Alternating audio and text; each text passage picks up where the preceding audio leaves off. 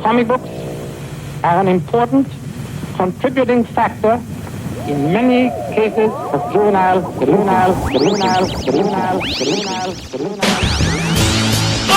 the sky! Faster than a speeding bullet. Holy, here we go again, Batman. Hello and welcome to These Guys Have Issues, where we discuss current topics and issues within the comic book and geek community. I am your host, Carter Hutchison. And I'm your guest host this time, Nat Yance. And Nat, I'm really excited about this today's episode. This is our official Halloween episode, so happy Halloween to you, Nat. Happy Halloween, Carter. And I've been It's going to be a long this... one. Oh, tipping our hand a little there. Yeah, I've been saving this one because every now and then we like to cover just graphic novel that like meant a lot to us, or just that is a pillar within the graphic novel community. But today, this one holds just a really special place in my heart, and it's great. Yeah, we're covering The Long Halloween for our Halloween Spooktacular special. When in your life did you first read Long Halloween? Well, that one actually came to me at a pretty crucial juncture, because it's essentially the first collected of that I can remember, the first collected like trade paperback that I ever read. Same. Yeah, Same. and I was fresh. It was freshman year of college. Mm-hmm. Wow. I checked it out from the library. Okay. Yeah. I mean, Okay. I've been reading comics prior to that, but like individual issues? mm-hmm. Wow. Basically whatever I could get my grubby little mitts on. That's interesting. Okay. Yeah. So you hadn't broken into the trades or the graphic novel format really until... I'm sure I had, but Mhm. what I had been doing at the time, because the Vestavia Hills Library didn't have a whole lot of them. Sure. It was the old library back then. For our listeners out there in Vestavia, they'll probably know what I'm talking about, that weird little inn Right. that was the library on 31. Right. But this was also, when I was in high school, it was right around the time I first discovered torrenting.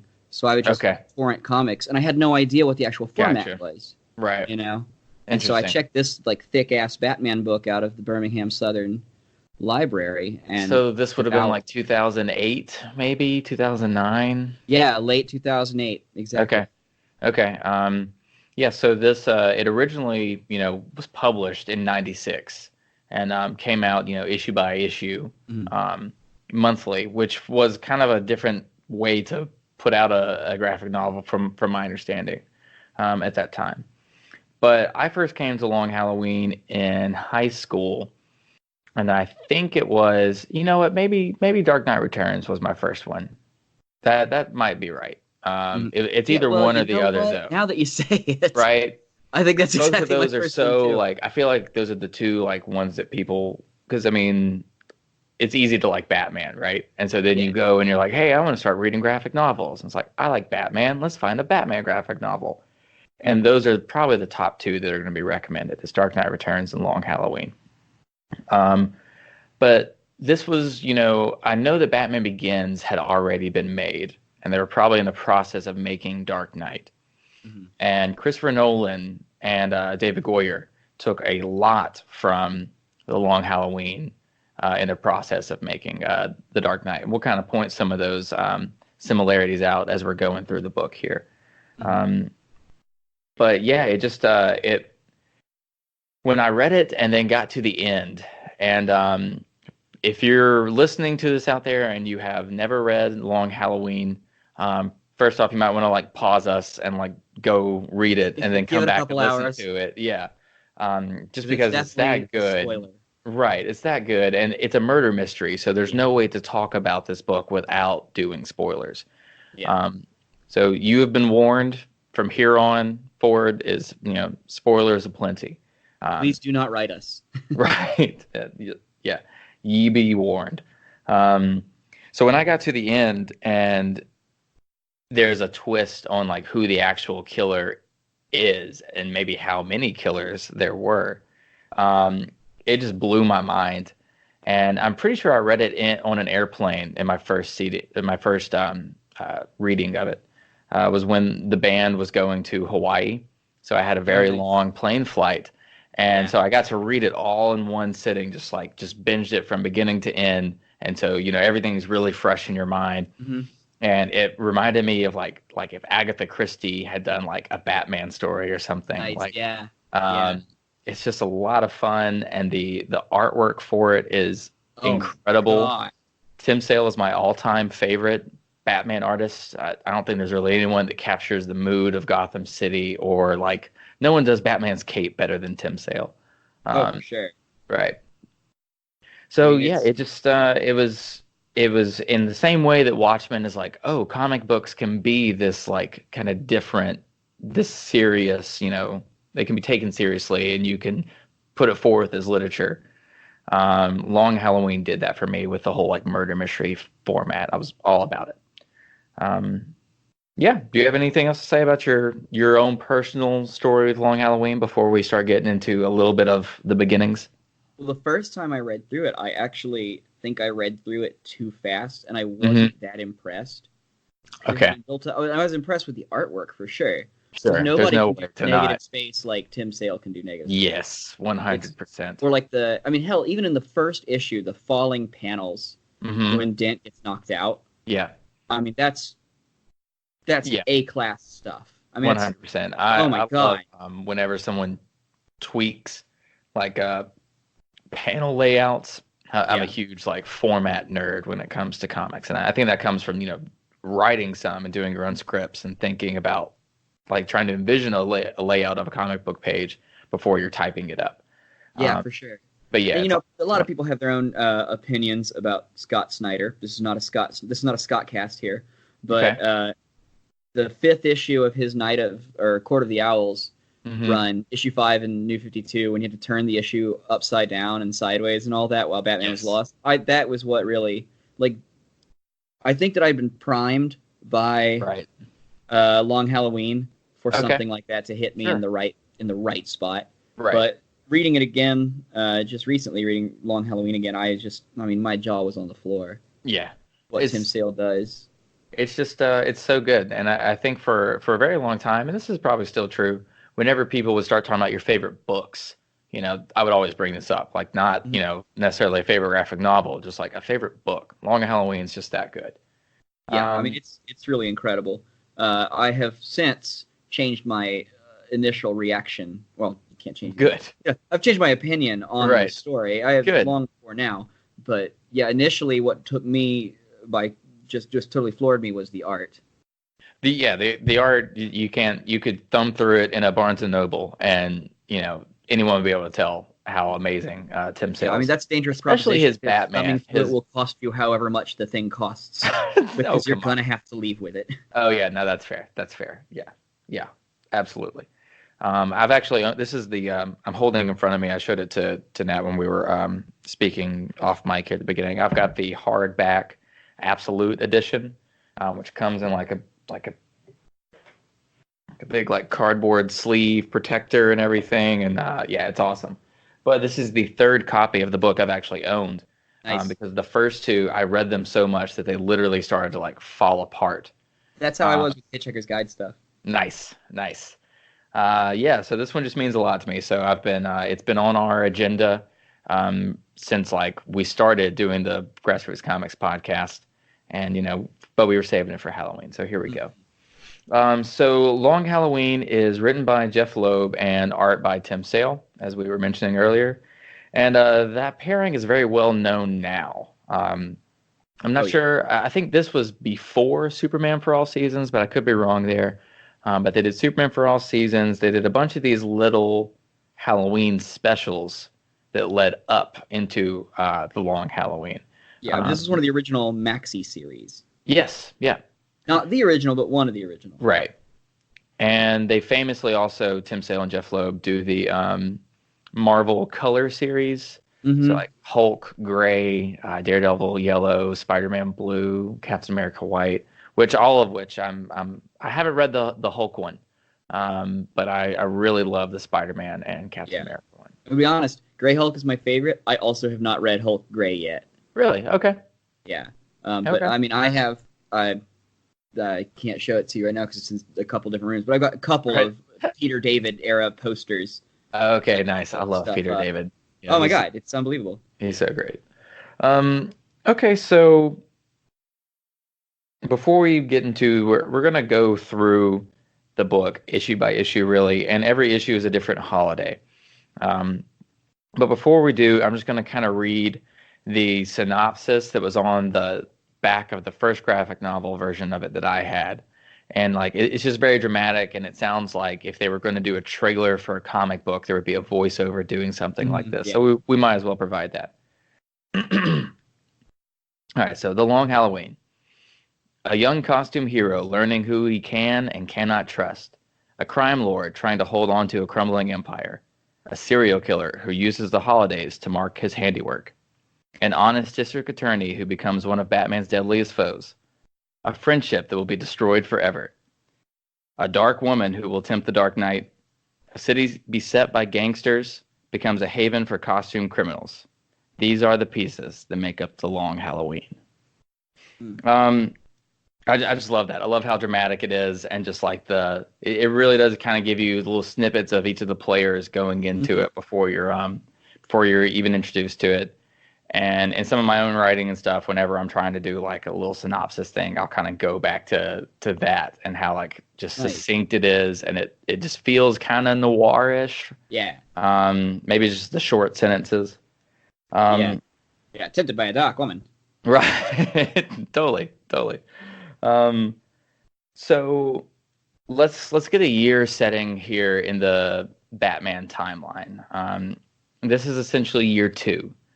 So we're past Frank Miller's year 1, and this is supposed to be in the same universe. Now with if you'll remember at the end of year 1, Batman and Gordon are speaking on a rooftop, and they're talking about how the Roman family is kind of on its way down, and that there's this new guy calling himself the Joker, and he's got a friend who can help, yada yada. It's literally basically the end of Batman Begins. Yeah. So that really does a good job of setting up this. There's a power vacuum that's about to happen in Gotham, right? The gangsters and the old mafia style of running the city is being dismantled by Batman. Mm-hmm. But the cause and reaction, the escalation, as they talk about it at the end of Batman Begins, we start buying armor-piercing rounds, or we start wearing armor, they start buying armor-piercing rounds, you're wearing a mask and jumping off rooftops. And like the escalation for that are the freaks, the costume criminals, supervillains that rise up in Gotham afterwards.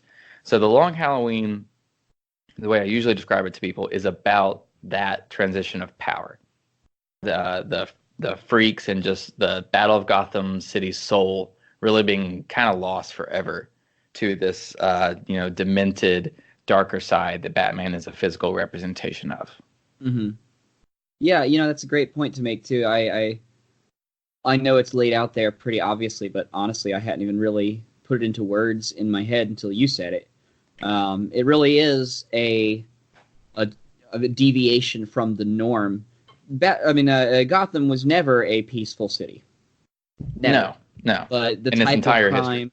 Yeah, the type of crime, the type of, if you will, war between good and evil that it had gone through prior to this, was one of relative normalcy. Other cities can claim similar instances, similar Absolutely. kinds of gang activity and stuff like that. Yeah. Yeah, it's this whole thing is a series of binaries, right? It's a series of dialectics almost. You've got two sides to everything, which I think is part of the genius work. Mm-hmm. I see where families vying for power. You've got outside of that, you've got the idea of families versus the idea of freaks.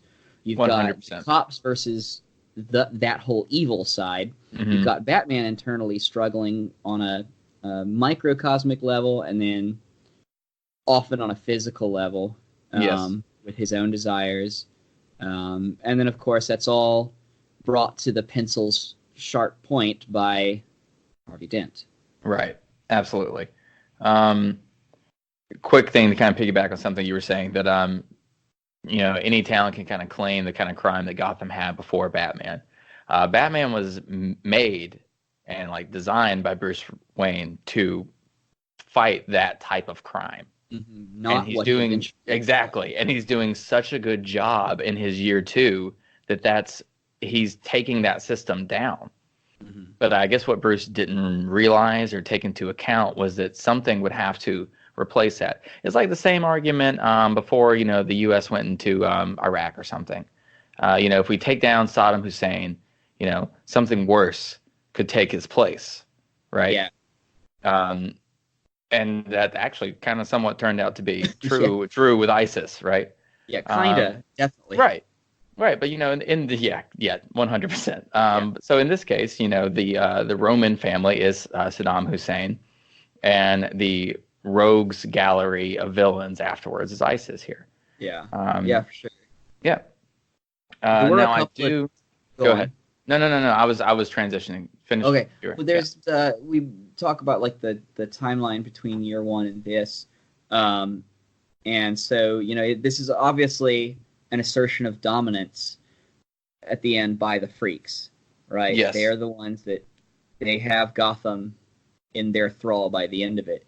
Mhm. But one of the things that I think coming into this is if one were to come into this cold, would leave a little bit, I guess, more up in the air than that, would be like, how did a lot of the characters already know that? Obviously, Batman has already had issues. He's Yes. already had battles with each of these because he Yes. knows them by name. Right. He's already dealt with them. They've been broken out of Arkham several times. And I think what plays to the strength of this book is, regardless of whether you know any of the history before it, Mm-hmm. this book represents a fragmentation of the evil dark side being snared into one by Yes. Dan. And I like how you keep going to the binary nature of kind of good and evil in this, and accepting your dark nature. Gotham City, seeing its ugly side is literally all personified in Harvey Dent's transformation into Two-Face in this book. So that's another kind of note for a timeline here, is that this is still now he is no longer he's no longer Captain Gordon, right? He is at least They mentioned he was commissioner. captain at one point in a flashback. Okay, but he is commissioner for Yes. the book. Excuse me. And Harvey Dent is the young district attorney in Gotham that's trying to do good with a somewhat shaky alliance between Gordon, Batman, and Dent. Mhm. And The Dark Knight does a great job of recreating that feeling as well, how Batman doesn't fully know to trust Dent at first or not, and Dent doesn't know to fully trust Gordon, saying, your department's full of, crooked cops and stuff, and Gordon saying, if I didn't work with someone who you investigated in internal affairs, I'd be working alone, Yeah. Right. Well, they don't really bring up the crooked cop thing in Long Halloween, do they? No, Unless it's in the first issue. right, not that I'm... On it. No, I guess people are always kind of wanting Gordon too, but I think some of this in my head is kind of getting crossed over with year 1, where they're wanting, Gordon to get on the take to kind of prove that he's like one of them. Fair enough if they're Right. They're one after the other. Right. Yeah. But also, I think what you said earlier about this really is a story about families and what kind of families there are, right? So you have the mafia family, the Roman family, that is kind of falling apart, but also has, and really it's falling apart because of internal struggle. So that's the old system, the old way of doing things. The Moroni family, the Carmine Falcone family, kind of all coming to heads there. With, Catwoman as a kind of a wild card in there because she has a she's tie Catless. to the Falcone family as well.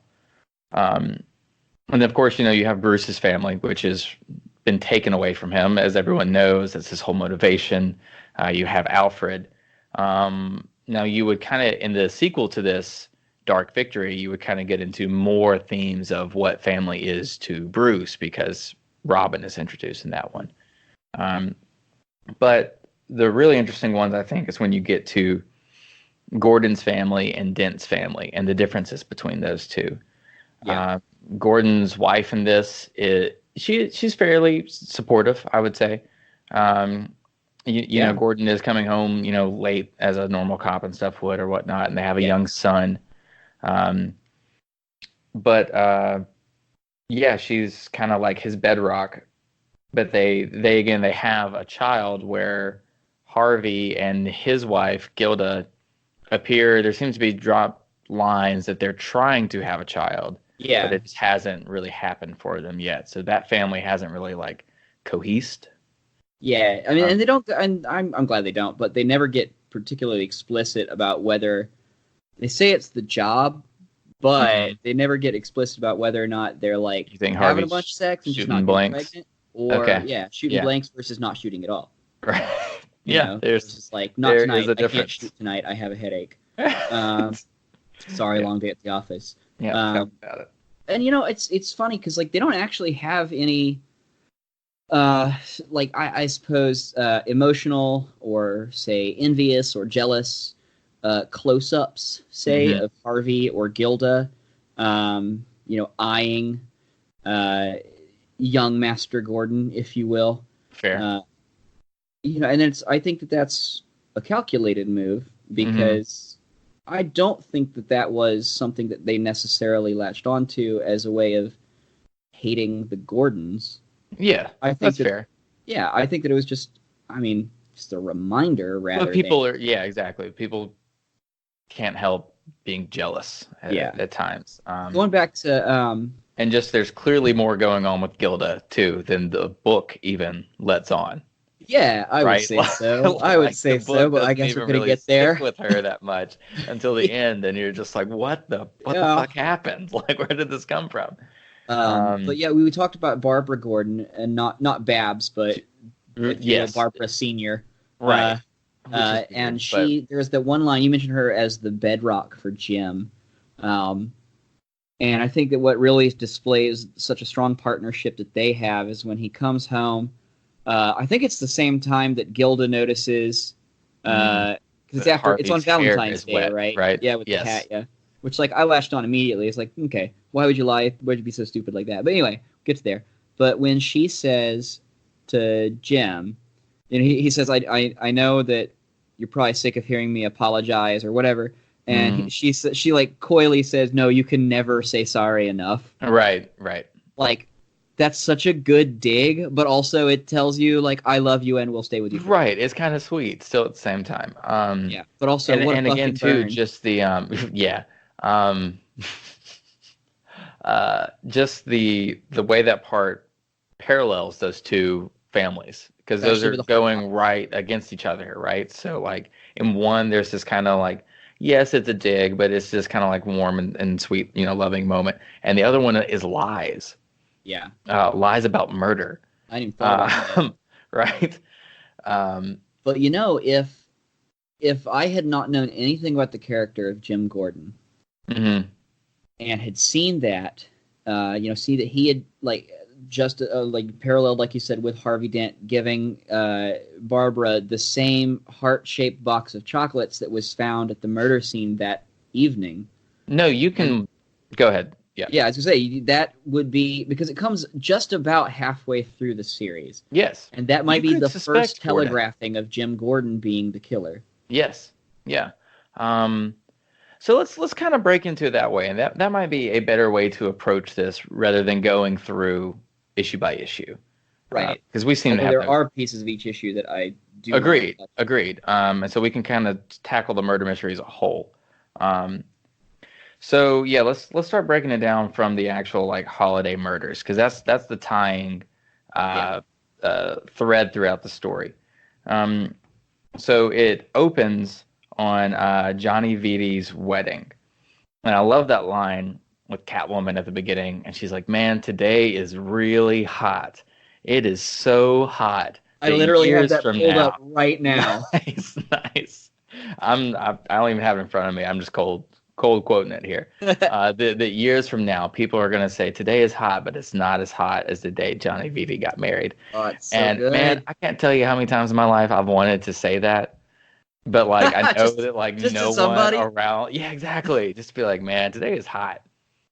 Not as hot as the day Johnny Vitti Sir, got please, what bread did you want married. on your footlong?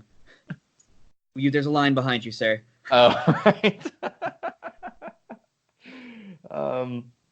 Yeah, so you get a nice introduction to Bruce Wayne here and Selena Kyle, both out of costume at first, and you get the running line of "I believe in blank." So Yeah. the first They is used Bruce, viral marketing for Dark Knight. oh, which was so great. As soon as I saw the "I believe in Harvey Dent" with Aaron Eckhart's Eckhart, face, I was like, "Yep, this is going to be great." Yeah, so there's, I believe in Gotham City. I believe in Harvey Dent. I believe in Bruce Wayne. I believe in Jim Gordon. There's a bunch of that going around. And again, the use of shadows in this is just phenomenal and does a amazing job of being able to capture the noir feel. It feels like Maltese Falcon or something like this. With the shades, the window, the light coming through the window shades.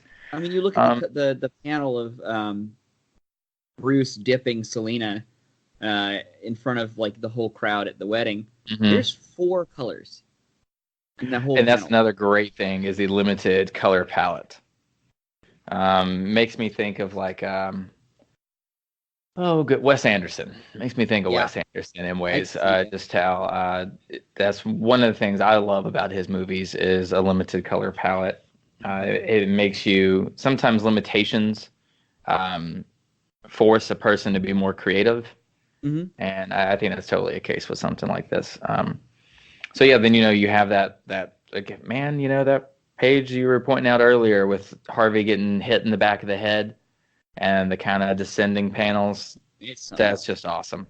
I just saw something that I've noticed for the first time. If you're looking, for those at home who are reading along. But when essentially you're first introduced to Alberto Falcone, you see an over-the-shoulder shot of him, and essentially he melts into the silhouette of the curtains. I think it might be page 17 for you. I don't know. It says 17 on the one that I'm on. I don't know what kind of intro you've got on yours. But you can only tell that it's him, that it's his body, because of the shoulder pad that's sticking out from the silhouette of the curtains that his father is sitting in front of. And then further defined only by his collar and the cuff and hand at the end of his sleeve. It's incredible. Yeah. It's right after the page with the dipping scene.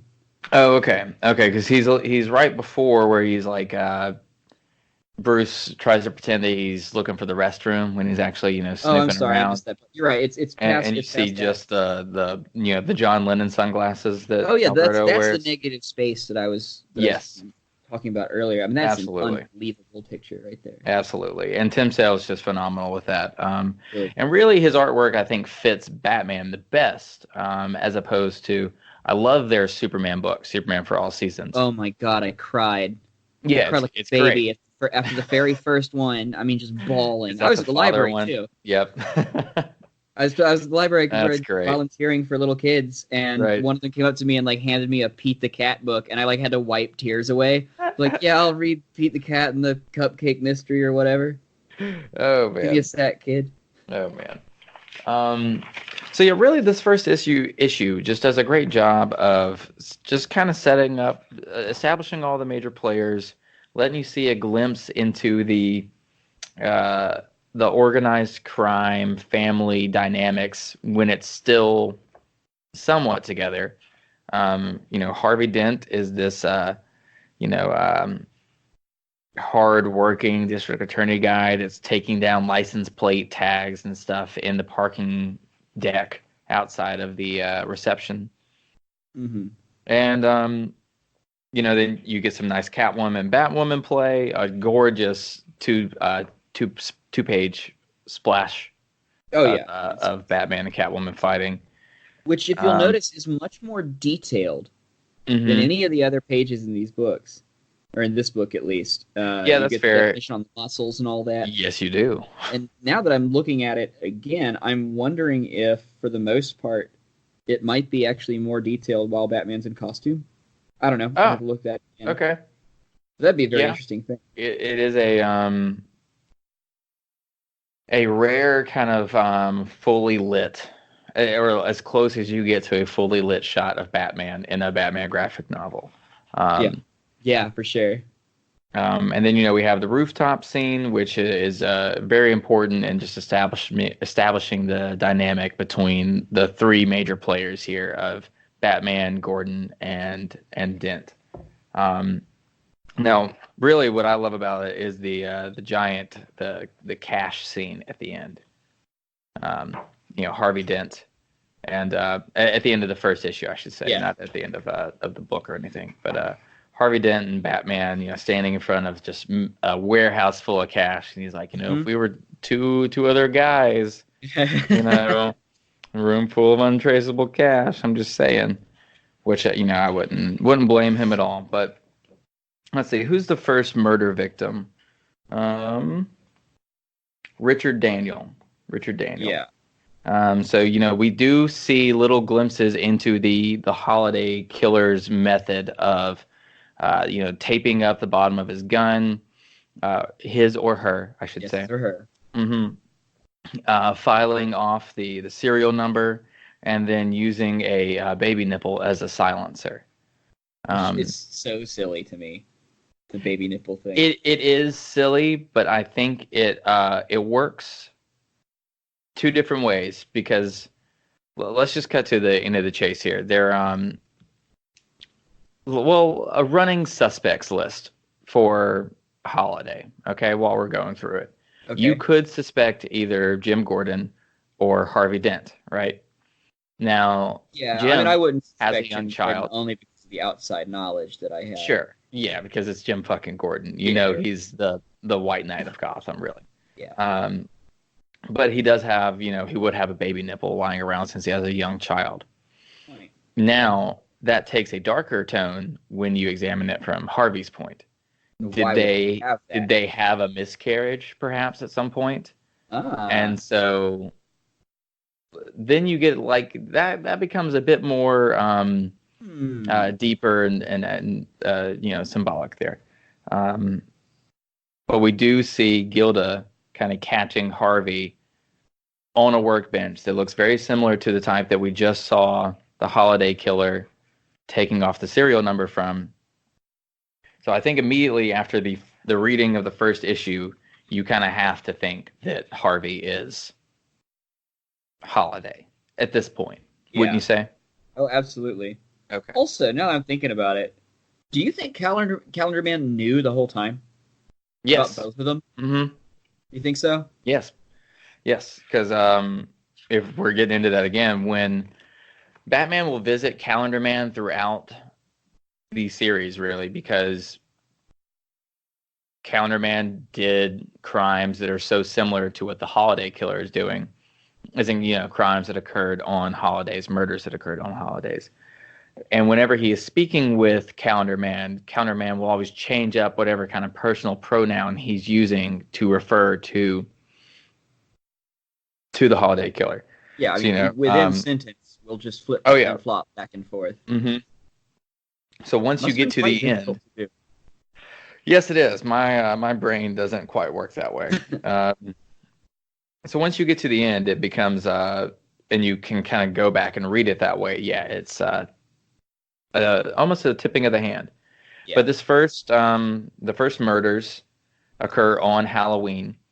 Mm-hmm. So that's where we get the whole name from, is that at the end of the story, I believe it's the Roman that is saying it to Batman, that the organized crime has been referring to this past year as the Long Halloween, because it's a series of murders that started on Halloween and just kind of seem to keep going.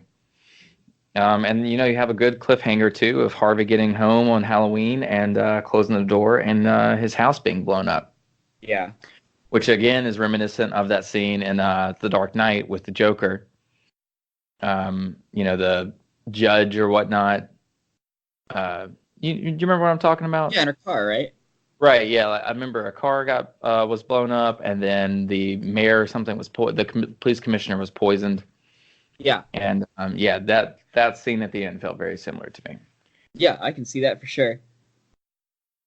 So- There's you got to be on the lookout, of course, because it's a Two-Face story, and everybody knows that going in. You got to be on the lookout for all the twos in here as well, like a .22 caliber, shot twice in the head. All these things. Oh, I didn't even catch that with the .22 caliber. I should have. It's right there's there. no reason for anybody to use a .22 caliber for Right. murdering a whole group of heavily armed mafiosos. Yeah, that's true. That's Just true. pea Unless shooting. you're obsessed with the number 2. Exactly. Yeah, that's a very good point. Okay, so let's go on into issue 2, which is Thanksgiving, the holiday that happens to follow Halloween. So this is our Solomon Grundy issue. Born on a Monday. Right. Which I love Solomon Grundy. It's just a concept. Me too. Solomon Grundy is one of my favorites. Yep. So yeah, this is for sure a moment where Harvey is the main suspect. I would say the theme of this issue, and you can say this a lot for just Batman in general, but is fear. Kind of like the fear that people have of Falcone and how that is transitioning into the fear of more holiday killings, the fear of Batman. I think they can kind of feel the era coming to an end. There was something in this issue that I kind of noticed and was like, wait a minute, this seems a bit weird. So there's a part in the issue where they basically set someone up in one way to be an informant and also not, when they disguise Harvey Dent as Mick. Yes. Right? Yeah, Yes. but if you look at the actual transition when the lights turn off, his face doesn't change, but the guard's face does? Yes, it does. I'm wondering if that was either a miscommunication between Loeb and Sale, or if there had been some edits done and they just already had the art and didn't necessarily realize that it needed to be changed. Because you would have to assume that the security guard would obviously be in on it. So Yeah. why would you need to swap out guards?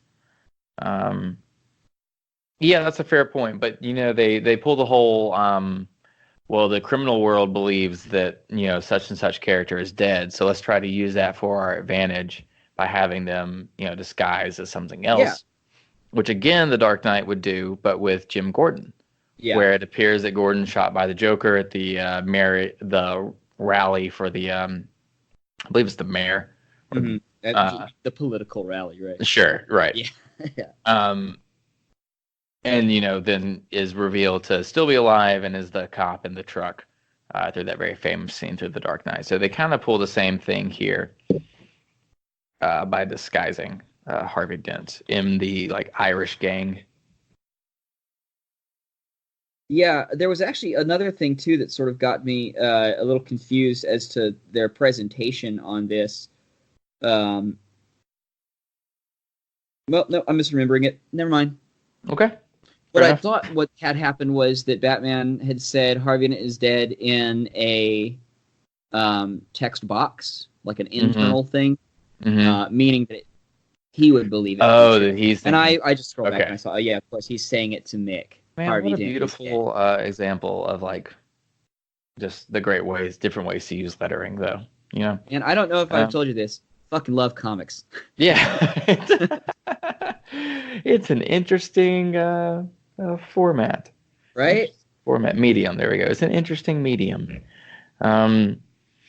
Yeah, so Batman can, in some way, I guess, befriends Solomon Grundy in the sewers here. There's a cute little scene of him leaving Grundy Thanksgiving meal as it transitions into a whole group of it's the same Irish mob guys we saw in the beginning of this issue that clearly work for the Roman and were able to keep their mouths shut in prison.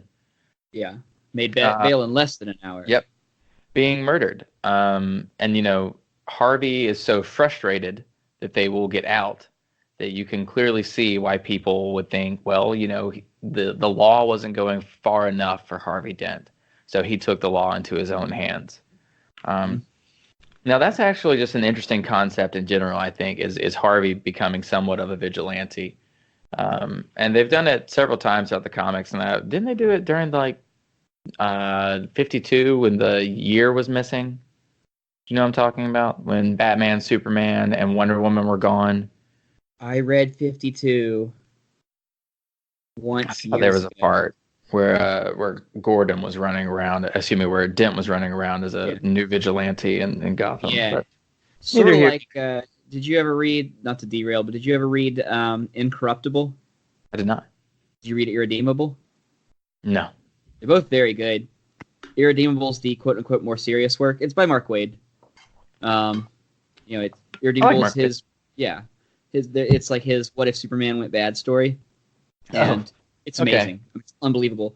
But I think I might like Incorruptible more for the same reason that I recognize that Batman the Animated Series is better, but I kind of like Brave and the Bold more. Sure. Because it's fucking goofy. It just gets me right in the funny bone. Right. Which is, it accepts what it is and just fair enough. My funny bone is particularly susceptible.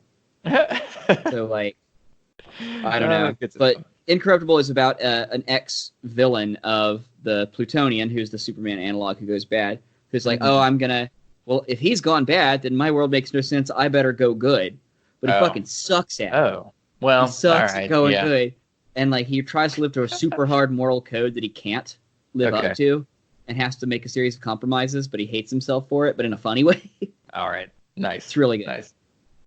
All right. So, on to issue 3 here then. The Joker. So, yes, this is our Christmas with the Joker episode, which is actually a pretty running theme in just Batman. It is, well, red and green, man. He fits the holiday, Yeah. And there's just something about Gotham in snow that is always, always, always good. If you're just ever doubting what setting, what type of weather to be going on in your Batman story, you can always fall back on snow, and it's a good decision. And I guess it would have been a bit too heavy-handed to have Mr. Freeze be the Christmas villain. Yeah, maybe. You might be right. But Tim Sale's Joker is wonderful with those piano key teeth. Yep. And, absolutely. I was going to bring that up. It's one of the things I wanted to touch on was the Joker's jawline and face in general. The bloodshot eyes. Really the scene where he, the panel where he just ripped up the newspaper he was reading. Mm-hmm. And again, I hear Mark Hamill's voice in this. In the beginning, he's singing "Walking in a Winter Wonderland," and then rips up the newspaper and says, "I hate that song." I can just totally hear Mark Hamill starting off high and fun with the Winter Wonderland, and then just bringing it down into that guttural, "I hate that song." You could absolutely. I love the way that there is a stark, bony angularity to this Joker. It's disturbing. It's inhuman, to be honest. Sure. Almost grotesque. Grotesque is a great way to put it. And you can see, actually, if you look at it when he's robbing the family he's tied up, and I guess mercifully left alive, which doesn't seem to be his MO. True, not very Jokerish, but you can see even his shadow is smiling. That's wonderful. On the wall. That's so great. That's so great. And I really like the whole How the Grinch Stole Christmas kind of vibe we're getting here too. Yeah, absolutely. With the Joker going around and stealing from different families on Christmas, and I believe he's dropping little quotes from How the Grinch Stole Christmas too. Every now and then, yeah. Yeah. He's also doing 'Twas the Night Before. This is also one of the first times I think we get a direct conversation with Gordon talking to Batman about how the population of Arkham Asylum has grown in the doubled. 2 years. Yep. Since you're going to bring it up somewhere, bring it up there, right? You got to. So, and then that's a good introduction into Calendar Man here. So, Calendar Man basically serves as Hannibal Lecter Yes. And It's funny you say that because I just watched Silence of the Lambs again oh, really? last night. Yeah. Just like in Silence of the Lambs, how Clarice kept coming to Hannibal Lecter's character for insight into the mind of Buffalo Bill. Is that right? Mm-hmm. Okay. Played by the guy that was the police captain in Monk. Yeah, that guy's been in a lot of different stuff. Just one of those weird incredible. like character actors that you're like, I know your face a lot, but I God, don't know your name, right? Yeah, At all. And where do I know you from? Ugh. Right. Yeah. Odd fuck me. Right. So, and really just a great idea too, just to set the Calendar Man up in that way. And it's really the best time the Calendar Man is used in his entire history is this storyline. Then, we have the Joker killing a bunch of people, a bunch of mafia guys. So not only do the Maronis and the Falcones have to worry about the holiday killer, they also have these other costume freaks running around, stirring up trouble. But as we learn to find out later, they were mostly on the take from Falcone. Mm-hmm. Now, that's very interesting to me, that Falcone needed a shot in the arm, essentially, to try to maintain his empire.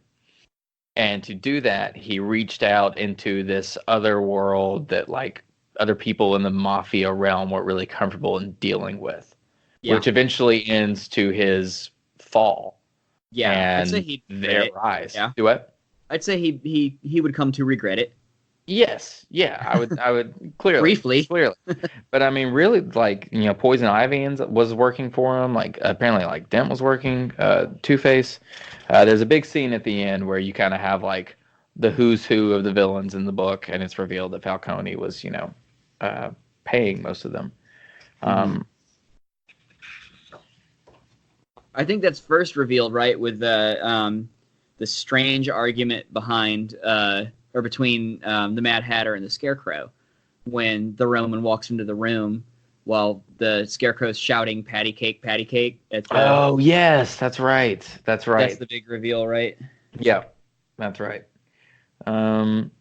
So the Joker is just really going around causing all kinds of trouble for the... It's actually a nice break, I think. I mean, it's dire, don't get me wrong. He's literally killing people left and right. But sure. if you look at the panel where he brings out his gigantic gun, his big cartoony, like, handheld blunderbuss almost. Right, yeah. I mean, it's very Jokerish and still it very scary. But, the Joker is... Hey, if you can be terrifying and cartoony all in the same moment, then, like, that's a great Joker. That's job well done on the Joker's part, obviously on the writer's part, but, like, I'm sure the Joker himself would appreciate being a brief comic relief, however deadly. Yeah, right. I think he would appreciate the deadly side. Yeah, so, again, I love the scene with the Joker in Harvey's new house, since their house got, was blown up in the first issue. It's such an invasion. Yes, because it's Harvey carries Gilda through the door, like through the threshold. They talk about having a kid. Yep. A second. He does mention a second chance, so maybe there was miscarriage. I think. Yeah, and it's number 2 again. Right. Oh, we also missed a number 2 in the restaurant scene with the big ass gun. He says, "No, I'm the number 2 man in the burg." Nice. Okay. I know that's probably reaching, but I mean, I don't think so. I think you're right. In any story with Two-Face, you have to be weary of a 2, no matter where it pops up. Right. So yeah, and then at the end of every holiday killing, the holiday killer kind of leaves behind like a little trinket that has to do with that holiday as well. And this one is a snowman in a globe. So that's just kind of a cool image next to the gun and baby nipple. Yeah. Bottle nipple, I should say. And at the end of this issue, Batman vows to make this the Joker's last Christmas. Go ahead. Sorry, backing up a little. Before they cross the threshold, Harvey and Gilda, he's got her blindfolded. And there's also the wheelchair that she's in. Honestly, I thought that was going to be telegraphing. When I first read it, I thought that was going to be telegraphing something bad that was going to happen to her. Like, she would Okay. push herself too hard and die, and that would be one of the things that Ah, pushes him over the edge. Because Well, he says she- you shouldn't really be out of that chair, and like to Mhm. me, that sounds like she's going to be out of the chair and die. yeah, right. You know, Yeah, that's true. but Um, I don't want to say it doesn't pay off because that's not giving it enough credit. It just wasn't meant to pay off. No, yeah, that 100%. Now, I will say that she does, push herself to try to make her family better in her eyes. In her own way, yes. Well, because if that wasn't for this Falcone guy, Harvey would be home so much earlier. Yeah. We could be a real family if there wasn't this organized crime presence in Gotham. Is Gilda's Yeah, no, motivation, I believe. You're absolutely right. You're absolutely right. But I just wanted to bring that up because I thought that was interesting. 'Cause Yeah. it seemed a little out of place, but maybe that was another. I mean, it's a good detail, regardless of whether they use it or not. Oh, later. sure. But I'm wondering because it does take up an entire page of an issue. Mhm. I'm wondering if initially they had plans that maybe that would have tied into something later. It's just one of those things that I think about when reading. Sure. It all worked out for the best, I'd like to think. Absolutely. Okay, so going on into issue 4, which is New Year's Eve, and Batman continuing his vow to rid Gotham City of the Joker. Quick little note: I love in the picture with the Batman's glove and the Joker's glove toasting the champagne glasses. Yeah. How the Joker's cufflinks have J's on them. I've just noticed that. It's Oh, just a good nice. little detail, and it seems like something he would do, Mr. J. Yeah, for sure. So we've got the Joker flying a what kind of plane would you describe this as? A Crop duster. prop plane? Yeah, there he goes. A little crop duster. And what? He's gassing the city, right? Yeah, but that opening page where it looks like almost like an ad for Fly Joker Airlines. Sure, of his with a thumbs up coming out of the Yeah. circle. Yeah, that's it. It 100% does. And that You'll have a leather laugh. light cap. Like, It's yep. so good. I mean, I think this is where it comes the closest to feeling this whole issue. It comes the closest to feeling like an episode of one of the Batman cartoons. Yeah, it feels like And the obviously animated take your series for pick sure. because it dips into all those wells. Yep. But You might as well just hear the dun dun na na na na. yeah, Na na na na na na na dun dun na na na Yeah. of Batman going from the Batmobile onto the plane. Yeah. Yeah, I mean, you can it's- practically hear it. it No, also it ahead. almost feels too like it could have been a cold opening to Brave and the Bold. Oh yeah. That That just Yeah. before the opening credits, it closes with that shot of Batman and Joker in front of the clock face. right. You won't catch me, Batman. Ba-na-ba-na-ba-na, ba-na-ba-na-ba-na. Nice. Okay, so a character we haven't really touched on here is Vernon. So Vernon is seems to be some kind of intern or assistant or something in Harvey's law firm, within the district attorney's office. Now, we, the audience, are let in very early to know that Vernon is a Falcone plant. So any information, we know that is being shared with him is the Roman is aware of as well. Yes. And this reminds me of a great quote by Alfred Hitchcock, in that this is a perfect example of suspense. Hitchcock said that, suspense is not showing, a man and a woman having a conversation across a table in a restaurant, and then boom, the table explodes, right? Suspense is first showing the audience the bomb underneath the table, and then you see the conversation, right? Yeah, So the a real audience Chekhov's has gun. to be aware. Yes. That's all suspense is what the audience is aware of and isn't. So that's just a really it cuts back and forth between Harvey and Vernon speaking in the district attorney's office, along with Batman trying to take down the Joker in the prop plane. And man, that splash page. Oh, I know. Batman right in the Joker's face, and just the one little talk bubble just says "heh," So good. H-E-H. I love Yeah, it. because he just can't help it, right? He has to giggle. But prior to that, we've got another two. When we've talked about the Count 'em. Vernon things, you working late again, Vernon? You'll never get ahead putting in those extra hours. And he says he worked every night this week late ever since I started here. And he says, "You see what I mean, Vernon? There's two ways of looking at everything." I'm out here on the 2 patrol. There we go. Yeah, so even before the scarring accident, Harvey kind of seemed to have some bit of interest in twos. Yes. It's a shame there's no also mention of something, Big too, Bad that Harv when we in get this. there- but I'm sorry, you go first. I said it's a shame there's no mention of Big Bad Harv in this, but that's fine. Oh, yeah. Right. Now, so yeah, that would have happened already.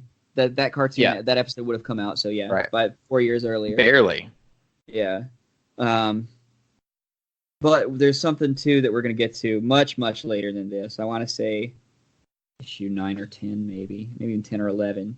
Okay. When we get there, that I think is, it's fucking primo. It's sublime in how subtly peppered in it is. Peppered's Okay. not even the right word because it implies more than one.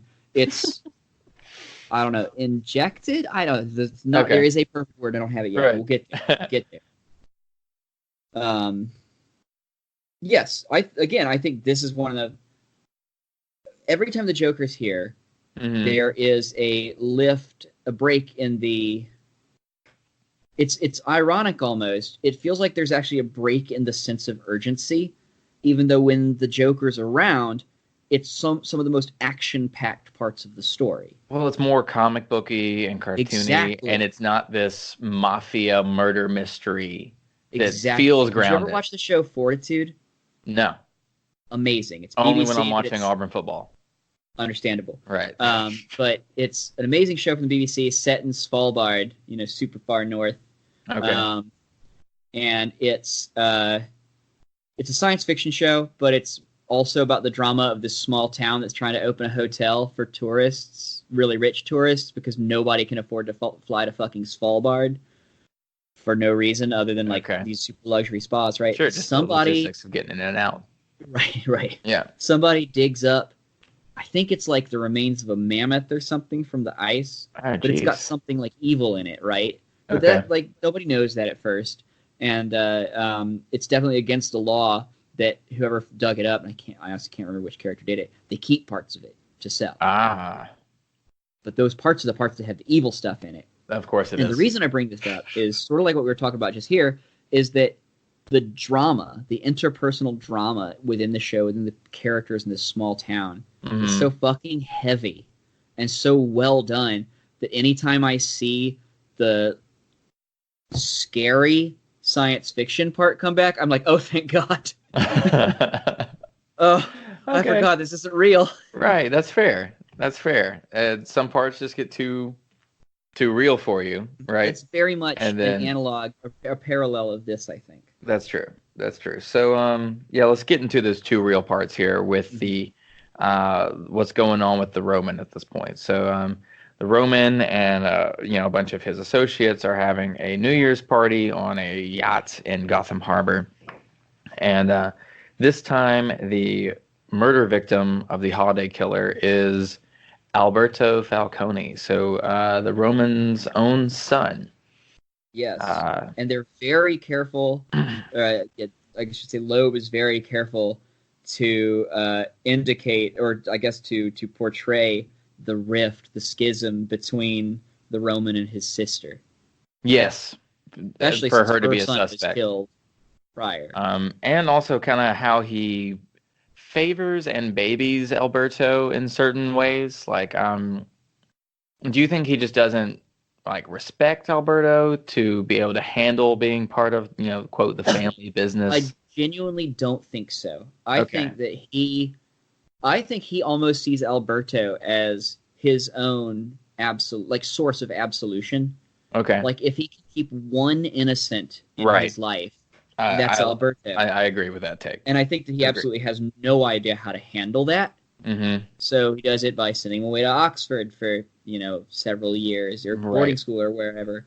There's just a feel from Alberto from the very beginning that he's different from the rest of the Falcone family. He's the black sheep of there. In certain ways, he's the freak of the. See what I'm doing there? I'm tying it back in. It's the whole ironic since message. he is the one being kept innocent and doesn't want to be. Totally. Yeah. There we go. In perfect, like, dramatic irony. Absolutely. Now on to the holiday get together of the Gordons and the Dents. Right. We got to talk about these colors again. You know, just the color palette is wonderful. This is also the time we mentioned just a few minutes ago where we were speaking with Harvey comes in through the door, and Gilda remarks that his hair is wet. And he says that, you know, it's been snowing. And, of course, we just saw when Alberto gets shot that he falls into Gotham Harbor. So there's actually not a body for Alberto, which will also be important later. One of the things I think that is important about this, the art in this scene, we mentioned the colors, is that the rooms where the Gordons are together, i.e. a happy family, are red. I guess that's not entirely true because Jim does leave and it still remains red. It's obviously by the light of the fire that this one is red, but I think that serves a double purpose. Oh, 100%. A good writer never does anything by accident. Right. And I think that, you know, that hopefully there are color notes in the script, but if not, then, you know, a good colorist as well. Yeah. So this is also kind of a first hint that Dent is suspicious of Bruce Wayne, which, you know, it would have been a good moment here to kind of put in a nice nod to year one that Gordon was also suspicious of Bruce Wayne at that point as well, and even goes to like interview him to see if he is the Batman, and ultimately decides that he's not because of the way he treats that, you know, woman that's in the room with him. If you remember that's what I'm talking about. Yes. So yeah, you know, just again, great art here with Batman having subdued the Joker on that clock tower. You're right, that does look very Brave and the Bold there. Okay, so and I was wrong. There is a body for Alberto. So again, spoiler alert. I hope you haven't been listening to this cold, but Alberto is one of the holiday killers. So I guess this is a fake body, because they have the Roman there to identify him. Yes. Well, I mean, it's obviously a fake body, and they bring that up later because that's one of the reasons that the Roman is spoiler alert, killed. Right. Or is targeted, I should say. Mm-hmm. Because they're like, you know, in one of those sort of cliffhanger text boxes say, oh, but the Roman also knew because he identified the body. Okay. Okay, yeah, that's a good point. That's a good point. Oh man, there's so many different layers to this. This is I know it's almost like intimidating. In the same way that whenever I watch like Pulp Fiction or something, I usually notice something that I haven't seen before. Yeah. Totally the same with this. Again, I've read this 100 times. And I'm, you know, even through just flipping through it right now, talking about it back and forth with you, I'm discovering new stuff. Okay, so I do want to, if we're going to skip ahead a little bit, that I do want to make sure that we touch on the art for Poison Ivy. Yes, are we still in Valentine's Day, I'm assuming? St. Patrick's Day. St. Patrick's Day. I guess she's introduced in Valentine's Day, right? At the very end? Yeah. I mean, let's still hit issue by issue, you know, okay. but we'll just kind of, you know, some more broader points. Yes. So issue 5 is the Valentine's Day issue, which we have Bruce Wayne being investigated by Gordon and Dent showing up. And of course, Bruce isn't home. He's out dressed like a bat, punching criminals in the face. Right. Now, essential to a Valentine's issue with Batman is a good love triangle. Mm-hmm. This time would be between Batman, Catwoman, and Poison Ivy that we have a first glimpse of in the outside the Opera House. Yes. Dressed in robes and selling out roses. which one happens to prick Bruce. And, if you know anything about poison ivy, it's all downhill from there. Yeah, he's like, God damn it. Right. Yes, that's how it gets in. That's how it gets in. So what, a bunch of more, it looks like more Maroni guys are killed outside of one of the Maroni's restaurants. The car set on fire and a heart-shaped candy box left outside.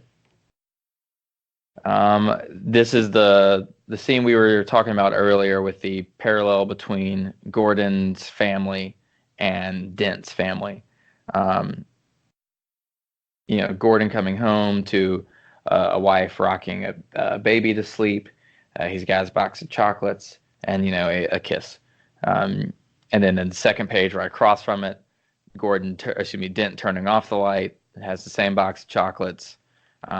Let me ask you this. Is this supposed to be shadows there in Gilda's hair, or does that make her hair look wet to you? Well, in the next scene, it doesn't really look wet. Okay, fair enough. Or in the next, I think the straggliness of it in the first, yeah. Okay. It makes it look a little wet, but then when she sits up a bit, it gets kind of straight again, so.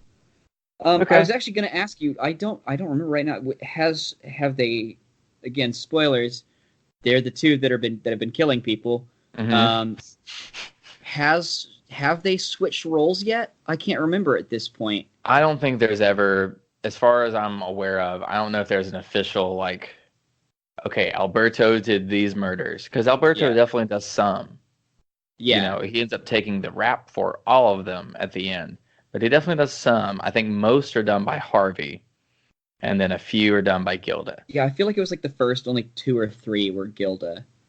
Ah, interesting. Okay. Because she and then Harvey would take up the.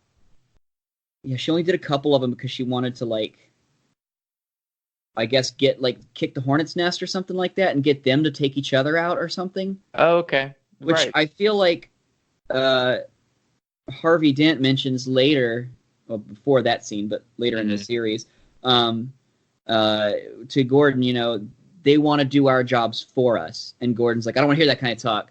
Right. Our job doesn't include murder. Yes. Yeah, we're the law. We arrest, we trial and convict, and serve a time. Okay. Do you think Harvey knew that Gilda was doing that, and that's who he was referring to as the us? Oh, now that's an interesting question, because I have always read that as Two-Face and Harvey Dent. In the same way Venom talks about himself. I didn't even think about that either. Yeah. Anyway, we'll leave that up to the reader. Right. Well, I think, and again, that's a mark of good literature as well, though, is that it's open to multiple different forms of interpretation. Text as how many different interpretations of To Kill a Mockingbird are there? Right.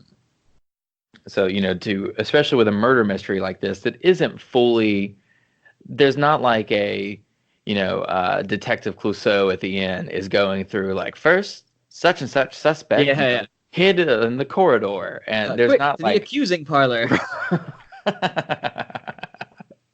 Yeah, there's not a clue scene of Mr. Mustard in the library with the candlestick. Just pulls out a big manila envelope, just says clues on it.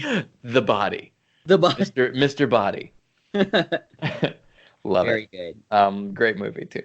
Anywho's, on to Chapter 6, St. Patty's Day, a holiday associated with green. So really, just a great choice again to introduce Poison Ivy in the Valentine's Day issue, but really follow through with her storyline in St. Patty's. The art for her character. Oh, it's great in this. Favorite thing in the whole book. It's Irish. So good. It's like a 3-leaf clover, right? I didn't even pick up on that. I just meant the fucking mess of it all. Mm-hmm. In the actual series, I'm sorry, on the cover of the St. Patty's Day, it's 3-leaf clovers. And then in the actual series, there was actual ivy. It does look like, if you're from the South, it looks like kudzu growing all over every goddamn thing. And you know what? That's what she's doing. She's growing all over every goddamn thing. Yep. Another art interesting take note on the character too. Yeah. I can There's one of the Kevin Smith Batman books where they do something very similar to this too. It's either Widening Gyre or Cacophony. I get those two confused in their mediocrity. Right. Uh, but no, another art note. When Sophia Falcone is being released from the Gotham Penitentiary, that panel of her standing underneath the gates in the rain and the lightning. Again, negative space here, use of shadows, noir, all the same stuff, but it just doesn't. It never feels wasted throughout the entire book. Every pencil stroke, every ink stroke is there on purpose. Mm-hmm. So Sophia is the Roman's daughter, but I think she shares the most in common with him out of all of his other children, and that she seems most like him.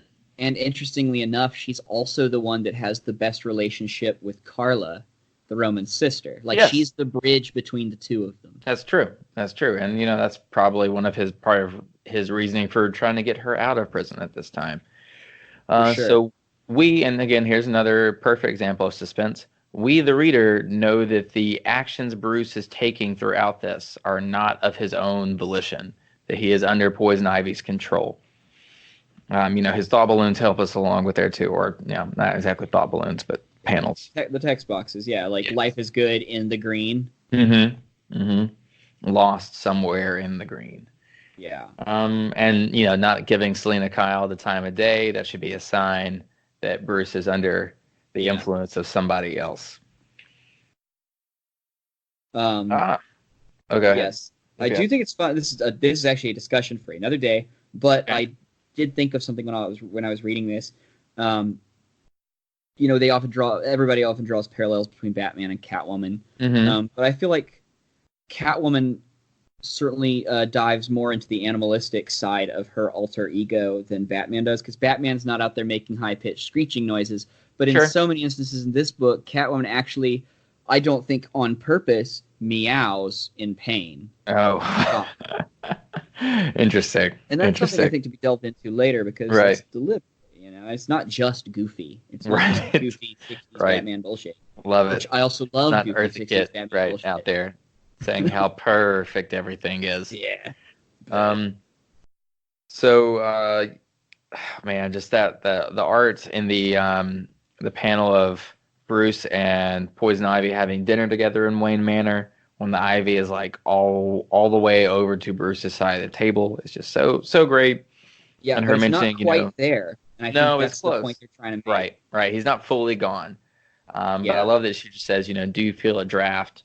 And then you turn the page, and there's this beautiful splash page of Catwoman breaking in. I'm a huge fan of writers being aware, and this is something I try to do when I'm writing my scripts as well, of being aware of where the reader is turning a page.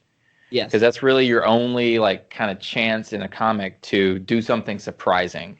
Yeah. Because you may not be trying to look ahead, but your eyes sometimes can't help but see a reveal on the other page of some kind. Exactly. But a page-turning reveal is always, always, always great. Yeah, I agree completely. I actually think that's one of the best. That's one of the best takes in the whole Maxi series, is that long, or I guess wide table shot. Mm-hmm. So good. And then below that a little bit, or further on, I should say, is Bruce's chest covered in the ivy. Yes. I was just about to get to that one, but that's just great. So Catwoman helps free. Almost Salman Grundy-ish.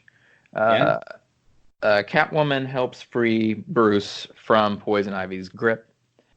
Just as these other murders, of course, by the Holiday Killer as well, are also happening, and this time it's a little leprechaun that's left at the murder scene. Yes, and this is also at the very end of this issue is where we begin to get the first indication that these people are working for the Roman. Mm-hmm. See the ivy. It's just a bad idea. And it stays in theme with the color, with the holiday as well, because the color of money is green, and that's he is pushing across the table to Ivy, and just great use of color, symbolism, the whole holiday wrapped up in the one little issue. Yes. So moving along to Chapter 7, April Fool's Day. This is one of my favorites from just the first time I read it. The whole riddle at the end of the Riddler. Yeah, really got me. So Also slightly cartoony, which I appreciate. yes, agreed. A Riddler-shaped bullet outline. I like this version of the Riddler where people in Gotham kind of go to him when something is going wrong to see if he can like piece it together. So you have a parallel here of the Roman is trying to get the Riddler to figure out who the holiday killer is, as Batman is also in the Batcave piecing together clues, or trying to. Right, So you run through excellent these parallelism. Yes. So you run through these different scenarios with one as, Catwoman is the killer, and you see her in the trench coat and everything like that. And then another one shows Sal Maroni as the actual killer. Almost like a reverse Rashomon. Yeah. I really like this. Just getting to see how it would play out if these other people were, in a different role. And you see Carla Vitti as well. Yes. Which all they make a good job of pointing out that all these people have motive to do this. As a requirement to really any good murder mystery. Now, one that's probably true, maybe. Well, I guess Alberto had to fake his own death, right? Alberto had to actually... Is that the only one Alberto actually did? His own murder, you mean? His own, right. Is that the only holiday murder that he actually accomplished? I don't think so. I think he said that he did, when he was in jail at the end, he said he did one. I mean, he said he did a lot of them, but I think there was one where he gave details. What I'm wondering about is why in this flashback is his scarf red and the only color on the page? I mean, sometimes you gotta Sin City that, Yeah. Well, the other ones have that. No, but on this one page, it's just, that's the only color, right? Yeah, but I mean, like in the Catwoman one, the box is red, and the snow globe is red, and then the let's see, the Maroni one I don't see. We've got the confetti. We've got the leprechaun. Yeah. Sure, but those are all like leftover pieces from each crime, and he's not I guess he's technically a leftover piece because he didn't die. Yeah. Look at there. Let's see. In Carla's the blood, is the red part. Yeah. So I think it's just a stylistic choice, right? Yeah, it might not mean anything. Yeah, just a contrast of black and white and red all over. Yeah.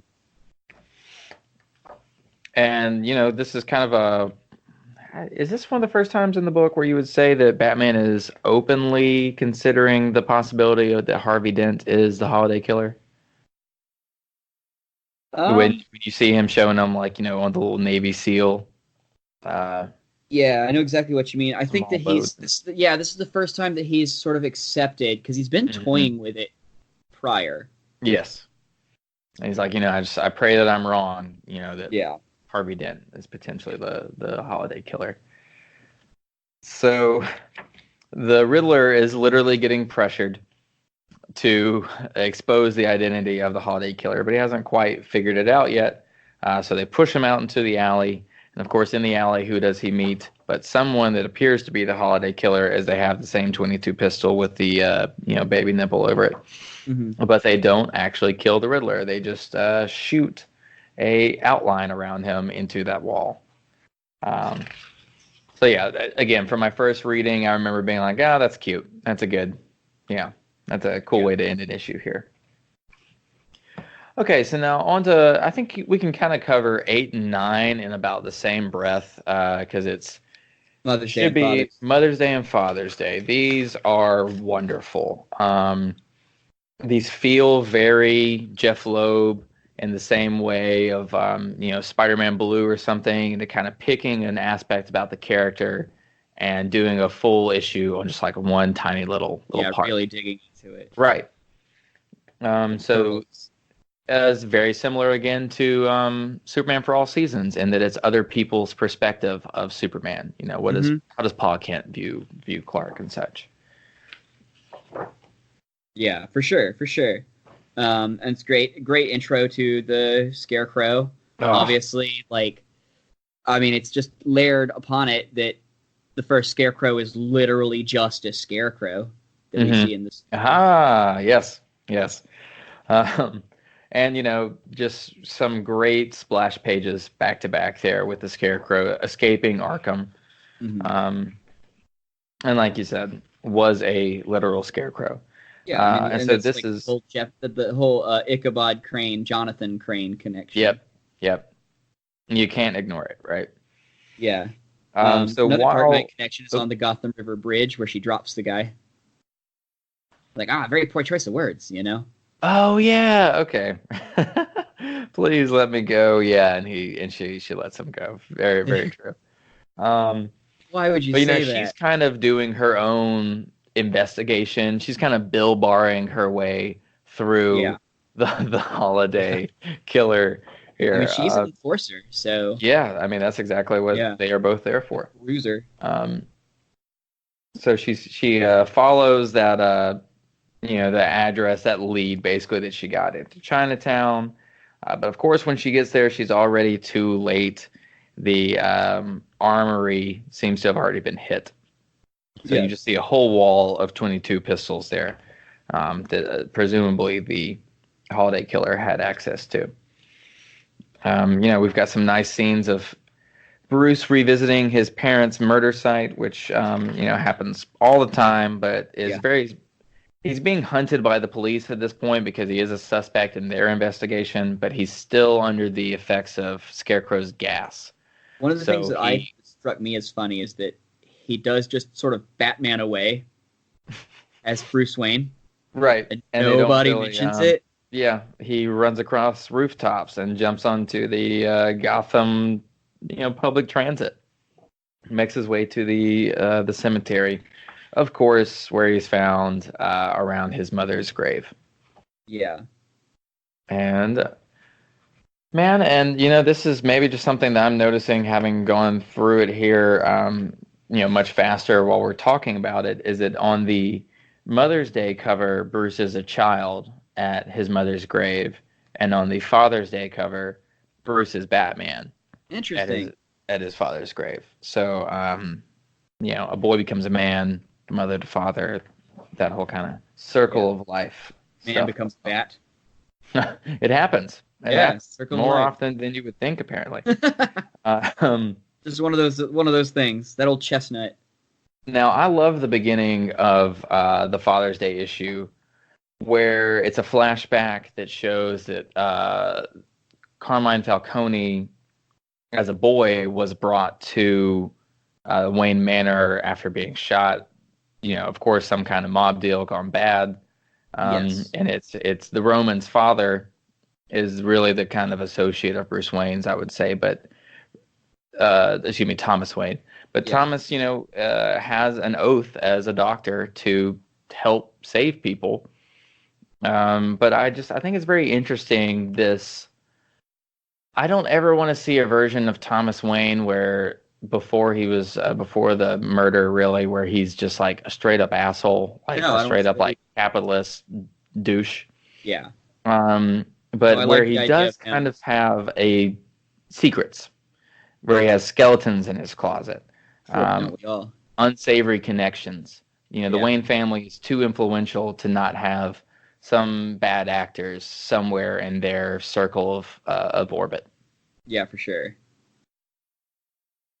But they do a great job of showing his good intentions, not just the surgeon's oath, because he says, I know you know who I am. I don't need your money.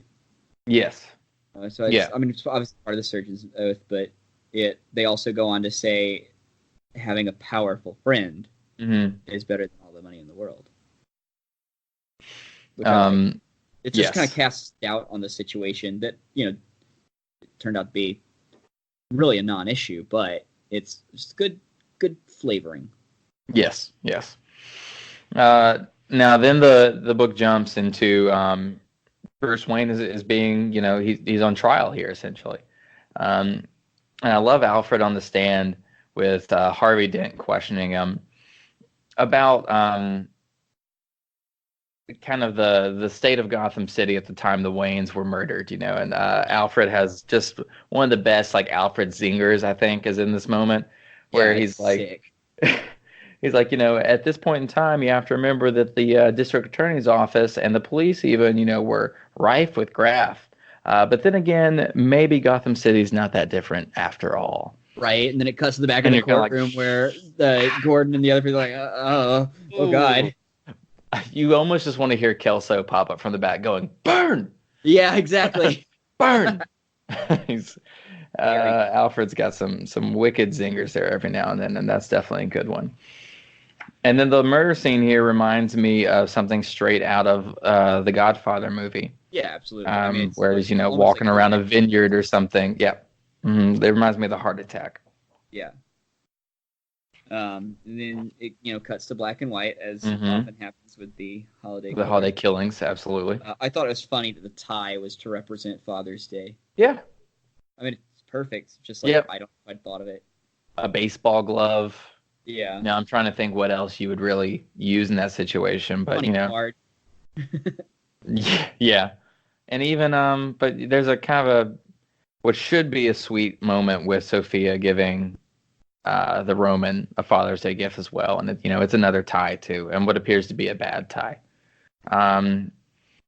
But all he really says is, I appreciate the gesture, which I think lends credence to the take on his treatment of Alberto. Mm-hmm. He doesn't know how to communicate that he cares. Yes, that's true. That's true. So the only way that he can assure that Alberto is safe and innocent is to keep him away from the family. And this is a trope that's not unique to this book. It's been done before. Yes. Now, in contrast to that, though, we see Catwoman is keeping an eye on Falcone from across the buildings. Yes. Now, she is revealed, I believe, more in Dark Victory. It's hinted at in Long Halloween, but I don't think it's straight up said until Dark Victory that she is an illegitimate daughter of Carmine Falcone. Oh, I think I'd forgotten all about that. Yes. Oh, so my God. Why. So she's watching her dad on Father's Day, with her half sister. Really not being able to be part of that family. So she's fallen into this other family of the freak Gotham City supervillains. That theme of family, the more we kind of go through it, might be the most pervasive theme throughout the entire book. Which brings me to my next point, which is the thing that I was excited about earlier on. So you see Gordon talking to his kid, getting the terrible tie, putting it on, which is great. He's the only one that we see gets to put his tie on. That's so great, though, with little handprints all over it. I'd be all over that. Yeah, it's wonderful. But then you see Harvey Dent. Mm-hmm. And this is the first time where, in this version of the story, we see any hint of actual, like a history of mental instability. He says, I went to go see Dad, still as crazy as ever. Yep.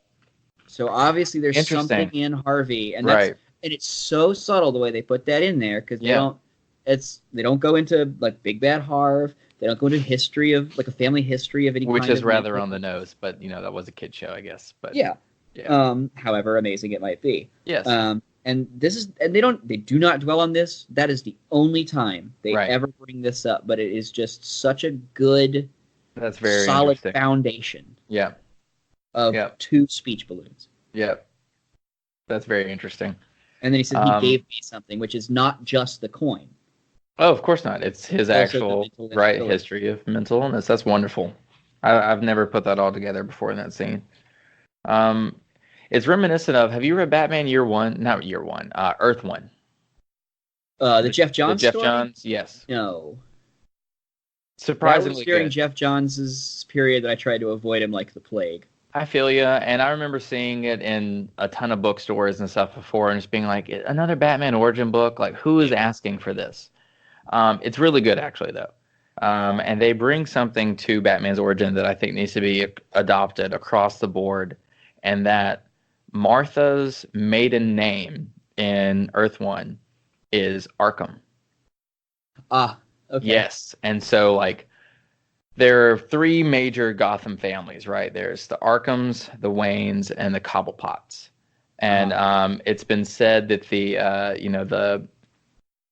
Arkhams, excuse me, the Cobblepots built Gotham, but the Waynes paid for it, essentially. And so when the Arkhams and the Waynes came together with this huge wedding of Thomas and Martha, it was a really big deal. It's like the first family of Gotham City. Right. So that puts Bruce even more in this role of like Gotham City's prince, his favorite son, Now also the Arkhams, because of their family history of mental illness, they make Arkham Asylum to try to help. It goes all the way back to All-Star Western. Oh yeah, way back, and is touched on beautifully in A Serious House on a Serious Earth, Grant Morrison's Arkham Asylum book. But when you add that history of mental illness from Bruce's mother's side into his story, and the reader knows, and of course, that he ends up dressing like a bat and jumping off rooftops. Yeah, like it just adds just a great another dynamic to the Batman story that's not there previously. And again, I just think that needs to be adopted across the board. Yeah, I do want to make it clear that I know in the real world that mentally unstable people or neuroatypical people do not generally commit violence against neurotypical people, and definitely get much, much more violence committed against them. Yes, that's fair. And I hope that nobody listening takes anything we're saying as like what we think of as reality. Nope. And thank you, Nat, for that wonderful PC moment. The more you know. I have to. You got to. Right. Love it. Got to care about people. Just care about people. All right. So, do you have anything to say about the Scarecrow and Mad Hatter there? It's very Frankenstein at the very beginning. Okay, that's cool. That's a good. See them in the castle almost. Right, with a lightning bolt and chains. Yeah, and again, they are also revealed to being supplied and financed by the Roman. Yeah, so I had misspoken earlier. I thought this was the big reveal, but it was the Poison Ivy one. Yeah, but still same point though, basically. Okay, yeah. So on to chapter 10, which is the Independence Day chapter. And this one actually starts with the holiday killing. So it starts in black and white with some nice colored fireworks going off in the distance. Yes, and the murder of the coroner, right? Oh, yes. That's a great point. That should be a major clue that Alberto was in on the killings when his own coroner. Yeah, except that it's been so long since he died. Right. I certainly didn't put it together. No, me neither. And it doesn't even say, well, yeah, there's that big ass panel that says Gotham City Coroner. No, great point. So this is Alberto covering his tracks. For sure. We can lay at least one murder on Alberto. Yes, and this is also where right after that is where we see the other side of Bruce's temptation from Selina Kyle. Yes. As opposed to Batman's temptation from Catwoman. Which they I love this design. Oh, go ahead. Do what? Saying that, which is what they mentioned in the blurb that you read, the back of the book summary. Yes. Dark Knight's Darkest Temptation or whatever. This is exactly what they're talking about. It's handled so sublimely. Yep. The places we could go, Bruce. The things we could do. Which she says is Catwoman to Batman. Or something like that. Hey, that's very Batman Returns. Mistletoe is deadly if you eat it. But a kiss is even deadlier if you mean it. Yeah. That's so Tim Burton, I could scream. But no, I love this design of Selina Kyle. I like my Catwoman to look somewhat exotic, like just the whole like the kind of like she feels like Greek or something in this. Not like Michelle Pfeiffer, that white gold. I do love Michelle Pfeiffer. I do love Michelle Pfeiffer, that white gold. I always thought Bruno Mars was talking about something different when he said white gold in that song. Dude, when I heard the Kids Bop version of that, and I got to hear a chorus of 14-year-olds say Michelle Pfeiffer, I lost it. That white gold. I lost it. I could hear their mustache hairs coming in. Why do I like this so much? But then, that goes into another great scene of Harvey and Batman having a discussion on the rooftop without Jim Gordon. Right, which we've seen them play, musical chairs with each other for a long time. All three of them, and splintering into groups of two. Well, I mean, really, the breakdown of this group is what leads to the fall of Gotham City's soul, and that is what the Dark Knight does so well in taking from The Long Halloween, is that relationship between the three of them. But then when one of those legs was taken out, to quote 3 is a magic number. It takes 3 legs to make a table stand. Yeah. And when you take one of those out, it falls. Yeah, for sure. I do think that, and I don't remember if they touched on this or not, I feel like they blame themselves for Harvey's fall but they didn't cause it. I truly believe they didn't cause. I think that they might have been. I think they believe that had they been able to stop Holiday, believing it wasn't Harvey, they would have saved Harvey the last shreds of his sanity. But it was Harvey and whatever terrible demons are inside Harvey that were leading him down the dark path. It was not the actions of Batman and Gordon. That's fair enough, but I mean, Bruce blames himself for his parents' murder when he was a child. Yeah, exactly. Get over it. Exactly. Just like Peter Parker. Like, right? Right. Everything's not about you. Okay? As much as you try to make it about you. Right. Okay, Peter. Now, I do love the shot of outside Commissioner Gordon's house. You see all the baby bottle nipples in the windowsill. So another little clue that, like, maybe there's something going on with Gordon. Maybe it's Barbara Gordon. Maybe Barbara Gordon is, sneaking out with the baby. I hadn't even thought about that, to be honest. I didn't even notice the baby bottle nipples. So you pointed them out. Wow. Sitting there on the windowsill. And I thought those were like cupcakes or something. And you can kind of. This is a scene too, in that there's something else going on with Gilda as well. Yeah, I mean, she's trying to. I think possibly. I mean, she's considering leaving, just like Selina wants Bruce to leave. But I don't know how much she actually talks to Harvey about trying to leave. I mean, she's obviously killed people already. Yes. So I think the highlight of this. This is issue 11, right? Or is this issue 10? Oh no, this is issue 11. Okay, it's gonna be 10. Okay, so that scene really where she is, where Gilda is speaking with Barbara Gordon, with Babs, is really her motive just spelled out there on a page. That if it wasn't for this Roman case, if it wasn't for like all these terrible things going on, like me and my Harvey, we could actually have like. And she actually says that, my Harvey, like we could have a life, we could maybe have a kid. Will I get my Harvey back? Right. Stress can cause a miscarriage just as much as anything else. So who's to say that the stress of Harvey's job wasn't an impact on Gilda's previous miscarriage? What we're reading into, at least. Yeah.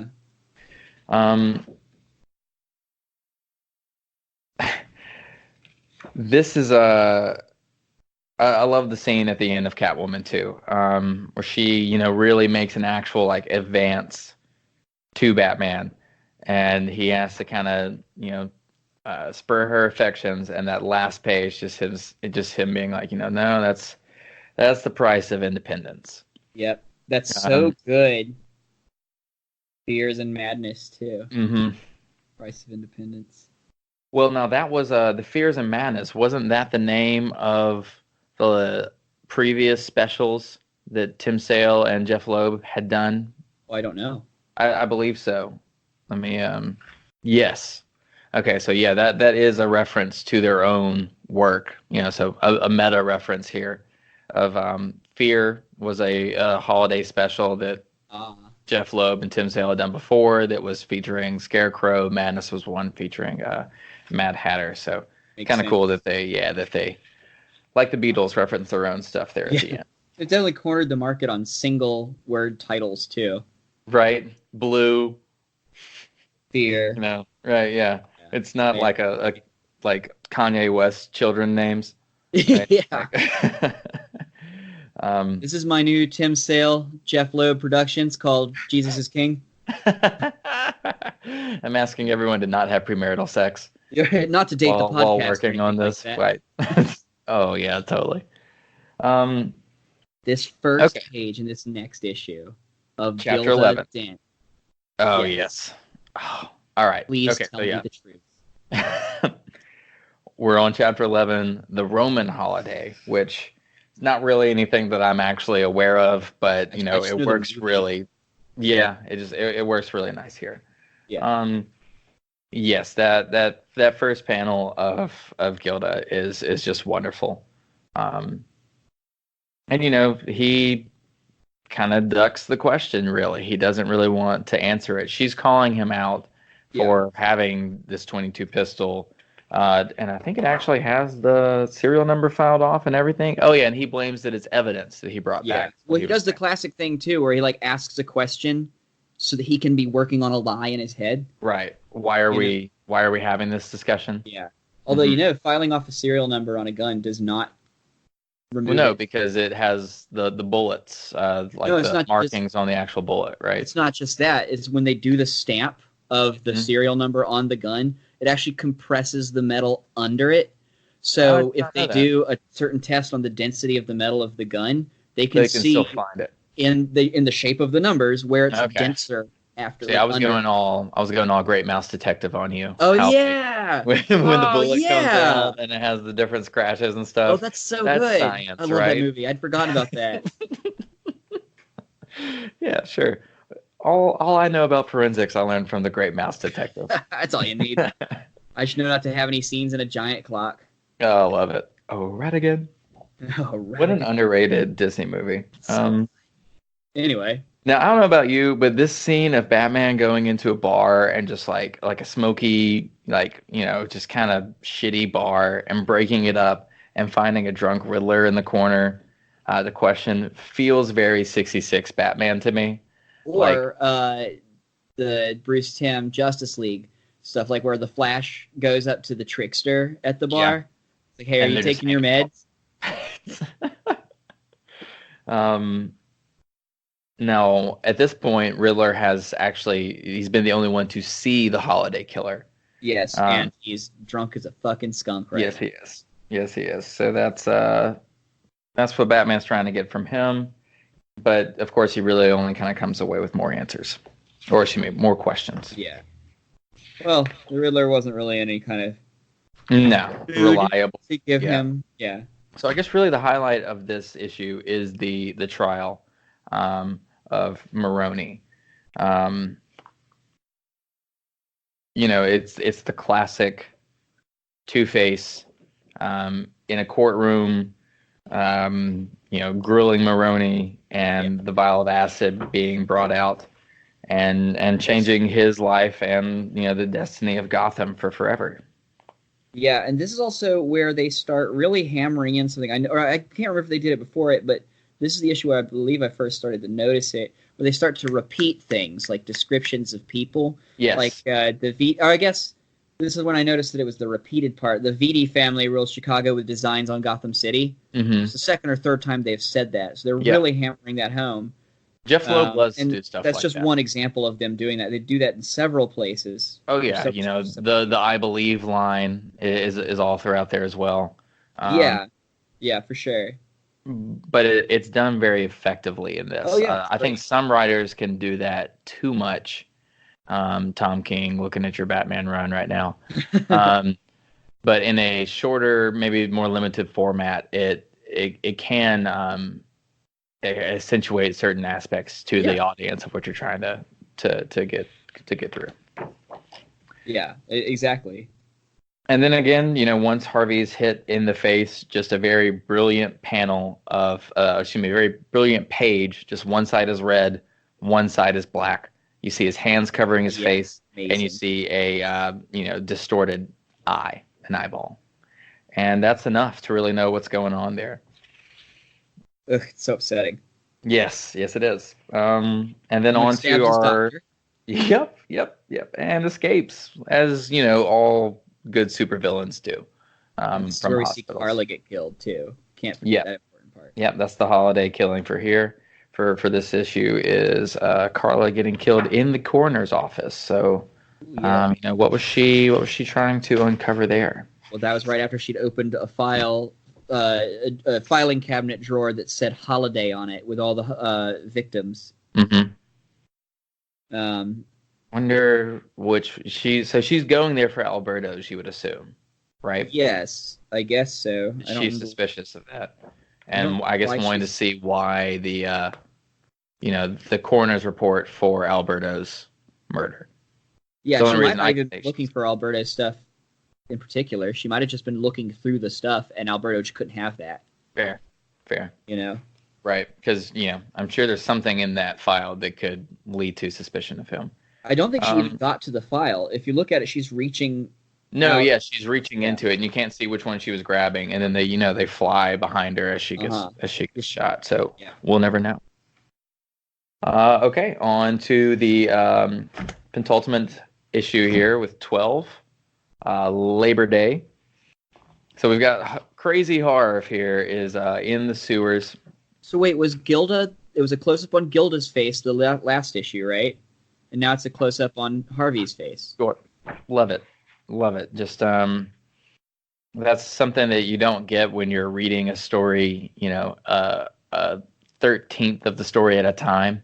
Yeah. When this is being released monthly, but boy, when you can go back through it, and take your time, that's a great parallel. That's why I had to reread all of Morrison's Action Comics in the New 52, all 19 issues, because they were fucking complicated. Do you think that he retains some of his good side because the first monster he meets is Solomon Grundy, a relative innocent in the freak world? Yeah, I mean, maybe. I'm sure that could have an impact on him. There's clearly a split in his personality that's already happening. Yes.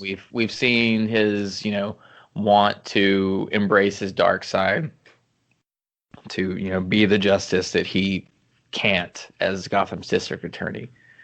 But I do think that's maybe a great parallel that Jeff Loeb was maybe pointing out. Can a man live by making that decision? Oh yeah, can a man live two lives? That's great. Cut to a double life. So now, Batman and Gordon are kind of realizing that everything they've tried to really do in the past year is kind of falling apart because of Harvey's fall from grace. And this is also wonderfully portrayed in The Dark Knight, where, they call Harvey, he was Gotham's White Knight, and all the hopes kind of rode on him. And it's difficult to see Jim Gordon accept the reality too. And he says, "Find Harvey. You know what needs to be done." Standing in Batman's shadow. Yep. And then this is when we get to the part where we get the title. We have title, everybody. Yay. The Long Halloween, which you had brought up earlier. They said it. Yep, they said it. That the mafia people have been calling it the Long Halloween because of the string of murders and whatnot. Just a great title too. But yet again, we find Catwoman lurking around Falcone. So I guess when you know that from maybe that's delved into more in the sequel. Yes. That she's Falcone's illegitimate daughter, but I do think that's a really neat wrinkle to add to Catwoman's origin story. Now, one of my favorite panels in the whole book is outside of Harvey Dent's house, and then you see Gilda going down the stairs into the basement, and Gilda has Batman in her basement. See what I did there? It ties into our other show. But seriously, that's just a great panel of Batman in the basement behind like the furnace, just being like, "Where's your husband, Miss Dent?" How did he get there? Because he's Batman. That's how. Right. That's how he got there. He's You're fucking right, Batman, right? Yeah. So really, all this issue mostly kind of sets up the prison transfer thing that we're doing at the end with I guess this is Maroni, as a way to kind of lure Harvey out. So it's very similar to the Harvey Dent prison transfer in The Dark Knight as a way to lure the Joker out. But of course, it goes wrong in transit, and that you finally get. Dude, that blew my mind. Again, it's so Carter good. sitting on that plane heading to Hawaii. The page turn reveal again during the holiday killing. The holiday killer's fedora and whatnot is knocked off. Gordon shines a flashlight on him, and it is none other than Alberto Falcone. Okay, so on into the last issue, chapter 13. So we're back into Halloween again, really. And this issue is called Punishment. And here's the third holiday killer, a close-up on his face. Yep. Oh, in the past 3 issues. You're totally right, man. God. Kudos to you, Jeff Loeb and Tim Sale. Like, that's awesome. That's awesome. So yeah, like you were saying, a close up onto his face with him uttering the words, "I am Holiday." But the reveal that the cop that was helping Gordon escort Maroni is Batman, like when he actually takes off the police helmet and you see Batman under with all this body armor and stuff. Can we talk about how fucking 90s Image Comics that one panel looks? Yeah, because with his pouches. Yeah, exactly, with the crazy muscles and no feet. Yeah, did Rob Liefeld just like come in and drop this one page and then dip? Batman suddenly become Cable? Batman's pretty cool, but what make Batman more cool? Pouches. He's already got the utility belt. Okay, let's put 3 more utility belts on one bicep. Right. Maybe strapped around a leg. Yeah. Because you could always just use more pouches, right? Those tights clearly don't have pockets. Right. So everything's kind of, neatly wrapped up in a bow. Alberto confesses to all of the holiday killings. But I think that's really more of just a way to try to impress his dad, right? Like or at least just like story he's wanting to. Well, he's wanting his father to give him more responsibility within the family business. Yes. In the very beginning of the story. Yes, and his dad does the exact opposite right here in the right. Because he's like, I can get you out of here. I can get you out. It's like, this is what I fucking want, Dad. I'm a king in here. Why do you think I'm here? Dad, because of you, Dad. I learned from watching you. Oh, yeah, that's a good point. That would be a really good casting choice if this was made in like 1975 or something. Right. Like a young Woody Allen style. Alberto Falcone. That's great. That's great. So, yep, then it goes into all of Alberto's motivations of really just kind of wanting to prove himself to his father. But his father continually shut him out, and the only way he really knew to get in was by violence, because that's the main lesson Alberto learned from his father was violence, unfortunately. Now the ending. The ending takes not close to. No, go ahead. I was gonna say you said the ending, and I was riffing on that. The ending takes some unpacking because there are lots of things that happen in a whole, in not a lot of pages. Yeah, let's start. Well, we've got Barbara and Jim trick or treating. Yes. Which trick or treat has sort of been a theme, I guess, because of the masks and costumes for a long time. Obviously, it's Halloween, but So then we see the holiday killer confesses headline. Yep. That's how we know because. But still in the Dent's house, Do we know that Do we know that Alberto Falcone actually killed anybody?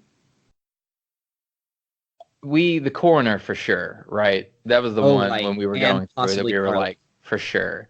And then, technically he gets credit for Alberto Falcone.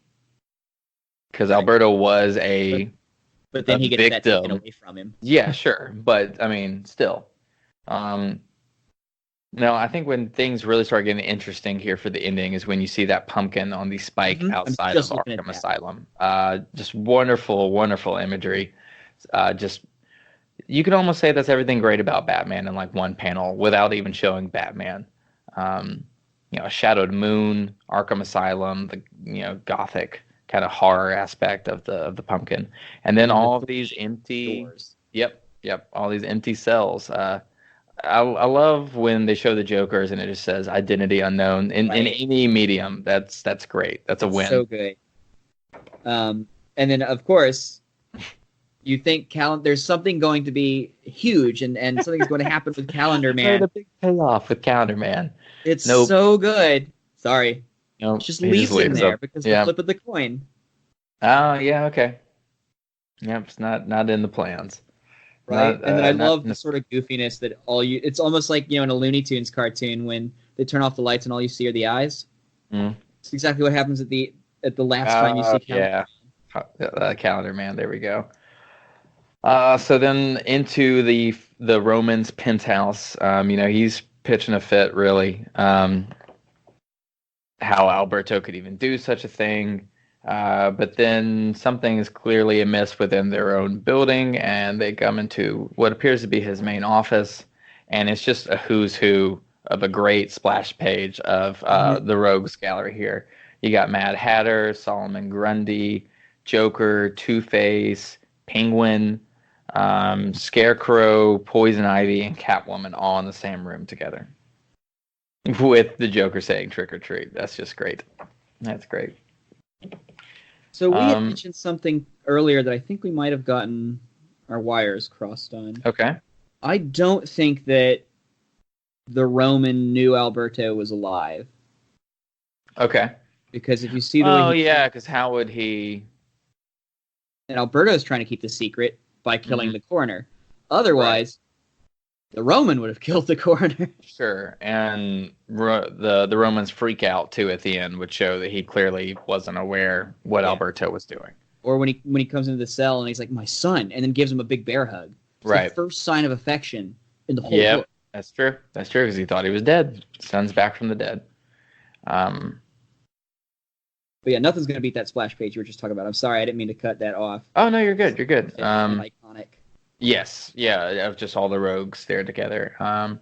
But a great line from Harvey Dent and Two-Face, where he is saying, how much longer did you think I would let the Falcone family tear Gotham City in half, splitting the city between good, and then the rest of the line finished by Two-Face and evil. My city. He's his city. He believes in Gotham City, even as Two-Face. So Batman breaks in. Scuffles ensue. Biff bam pow. More tomfoolery. It's interesting that Catwoman's there in the Rogues Gallery. Sure, but I think it was just she was trying to get in on that reward or something, right? Remember?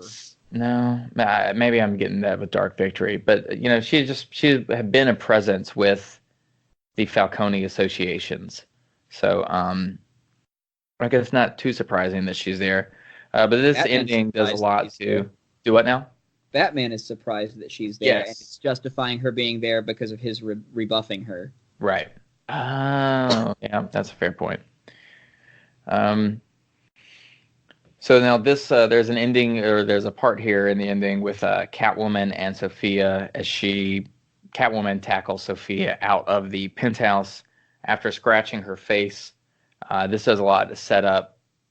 Sophia is running the family in the beginning of Dark Victory, the sequel to this, and she has the same scratches on her face that the Roman had, again showing that she's the most like him in the family. Yeah, good call. I didn't even think about that. And she's like in a wheelchair. The scratch at the beginning of the whole story, right? Mm-hmm. Yep. Yep. And again, Catwoman gave the Falcone those scratches in year one as like her way of making, a name for herself. Right. So it's all kind of tying together there. A great example of Batman trying to use the coin and Gilda, to try to save Harvey. He's still trying to save Harvey, even after all the terrible things Harvey has done. But I love that when you see Vernon, the mole, again, the Falcone mole within the district attorney's office, who now Harvey is realizing is basically what like sold him out to the mob. Yeah. That's who got Maroni the acid that was thrown in his face. When you see the coin flip, and then it seems to be unclear if Vernon either killed himself or if Dent killed him and just left the gun there with the coin and whatnot too. But just a good image. I feel like it's clear that he kills him. Yeah, it's clear that Harvey Dent killed him, right? But the coin is good. I thought the X meant that they died. Oh no, wait, yeah, sorry. I'm expecting to see the coin because on the page before it looks like in The Dark Knight, where one side of the coin is regular and the other side of the coin is like charred. Yeah. But you're right, there is an X there, so that would symbolize, the bad side of Harvey's nature. Yeah. And then we get to the next page where we've got another 2 where he says, "I killed twice tonight." Mm-hmm. I did what needed to be done now.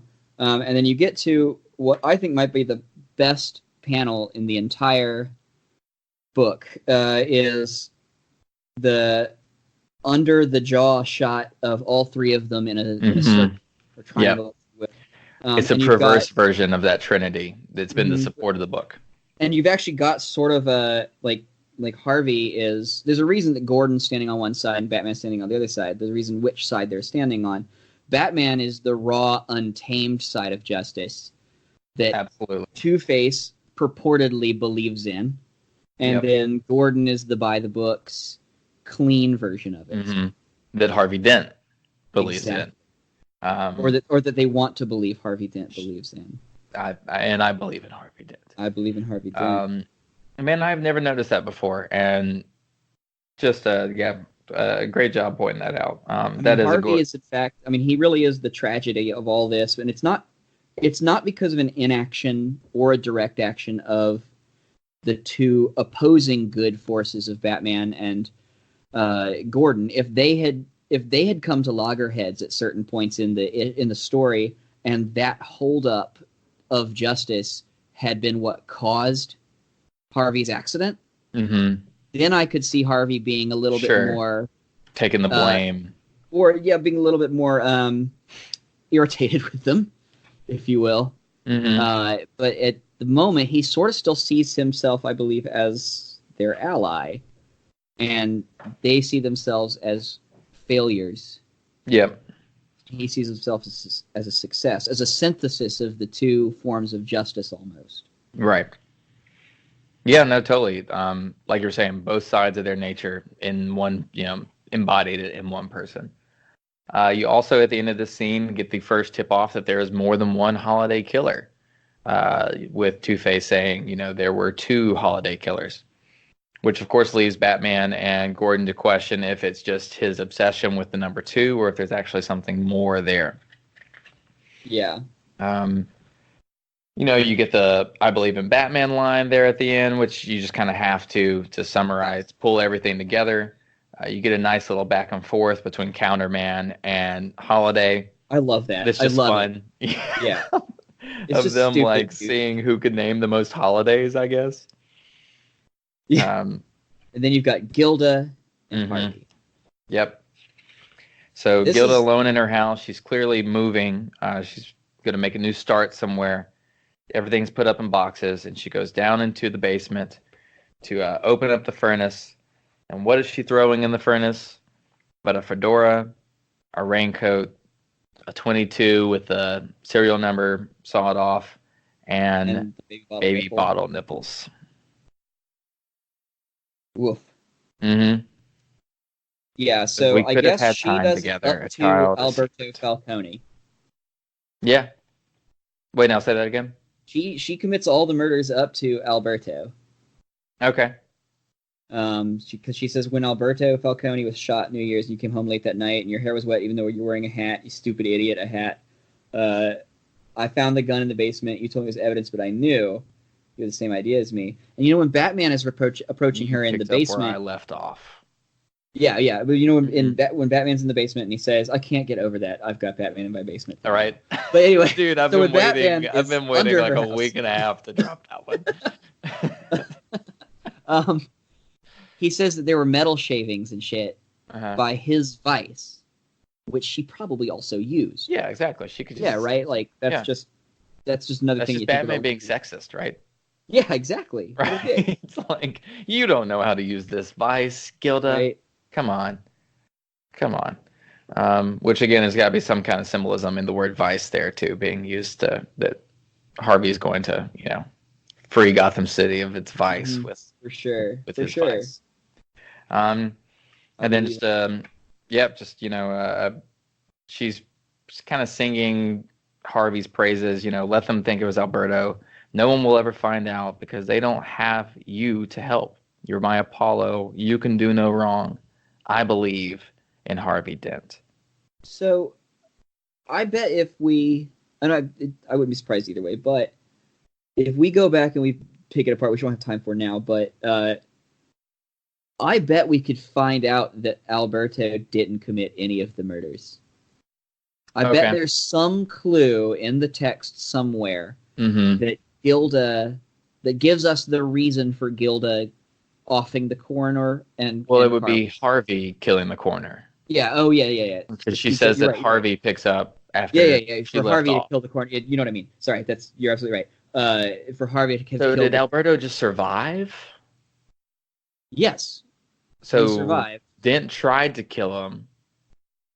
He survives. Yes. But then who puts a fake body? It's the fake Alberto body that we already know that Dent has access or connections to getting really realistic face masks. That's true. Mission Impossible style. Yeah, he just... Boyo. Right. When he's disguised in the Irish mob there. That's a good point. So, yeah, somehow he had... Maybe it's just a regular dead body with a Alberto mask on it. And even fooled his own father. So yeah, but he doesn't have any reason for making people think that Alberto's dead if he didn't want to get caught. That's why I think that Alberto, the one holiday murder that Alberto can say he did was Alberto. Yeah, and probably Carla too. Right. Although why he would kill his own aunt, I'm not sure. I mean, he's crazy. Because she was about to discover the secret that he was still alive in the coroner's office. Yeah. Yeah. But see, again, that just shows how great this book is. How dense of a murder mystery it is. Both of us have read this book countless times, and we're still trying to piece together every single aspect. There's a lot going on. Yeah, I guess the reason he wouldn't want her to spoil anything because he wasn't done. Do you think that his whole thing was to try to get Sal Maroni? Probably, and then prove himself saw to that as an opportunity. Yeah, to take the credit for all the holiday stuff. Right, as an asset to the Falcone family, which was then denied him when his father called it nonsense. Yes, yeah. So this book was massively influential, even from just like the moment it came out in Batman lore. And just about any time I feel like where they're kind of wondering in the movies where they should turn to, they kind of always end up coming back to Long Halloween. Obviously the ties exist between this book and The Dark Knight. And actually even the absolute version I have has a lengthy interview in the beginning with Christopher Nolan and David Goyer talking about the impact that Long Halloween had on them in the making of that movie.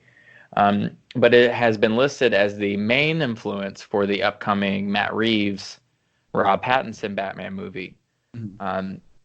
Now, I don't think you do the Because I think the main influence from The Long Halloween on The Dark Knight was the Gordon story, the Gordon and Dent story, and like how the breakdown of that relationship ruins Gotham City for the future, more than Batman ever even really could. What I think they're pulling from it for the Batman with Matt Reeves is the multiple villains, in the same way that like Hush has like you go through the rogues gallery and they all kind of piece into this overlapping murder mystery. Yeah. Because they've talked about in the Batman, they want to take him back down to, you know, an actual detective story, which I've been saying that for years. Sure, yeah. That they haven't ever really done a detective Batman movie. In all the Batman movies they have, the like most detective-y scene is in The Dark Knight when he's like putting that bullet back together. Yeah. And he gets like the thumbprint. You know? Yeah. Good point. That's For super. the most part, the villains pretty much are like, I did it. I'm the one. It was me. Oh yeah, totally. Come catch me I'm if gonna you can." call the police to announce my role before I commit the crime. That's what the Joker does. Yeah. But no, just massively influential first reading. You can see why it would be that way, and Tim Sale's art is otherworldly. I've said for a long time. It's probably the best Batman story ever written. It's my favorite. It's my favorite graphic novel, and a perfect way to celebrate Halloween here. Oh yeah, talking about The Long Halloween. That's excellent. Nat, you got anything else to add to that, man? Just that I'm going to be studying very closely this connection tree that they've drawn on the very, very last page of the whole family before everything goes to shit. Yeah, I like that. Anything? No, I have nothing else to add. I mean, we've covered a lot of the book. We did. We we went page by pushing page. 2 hours here. And in the beginning of this, I was like, it'll be an hour tops. It just speaks to how. It turns out we had a lot more to say about it than we. There's so much more I wanted to talk about. Yeah, too. Yeah, we could have maybe even made this a two-parter, but that's been Halloween here from Grassroots Comics. I have been your host, Carter Hutchison. I've been your other host, Nat Yachts. And happy Halloween, kiddos. Thanks for joining us with The Long Halloween. We will see you next time. See y'all.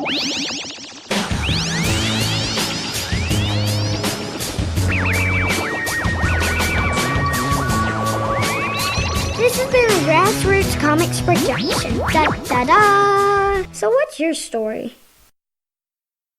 What are you? Some kind of silly cartoon? You got a problem with cartoons?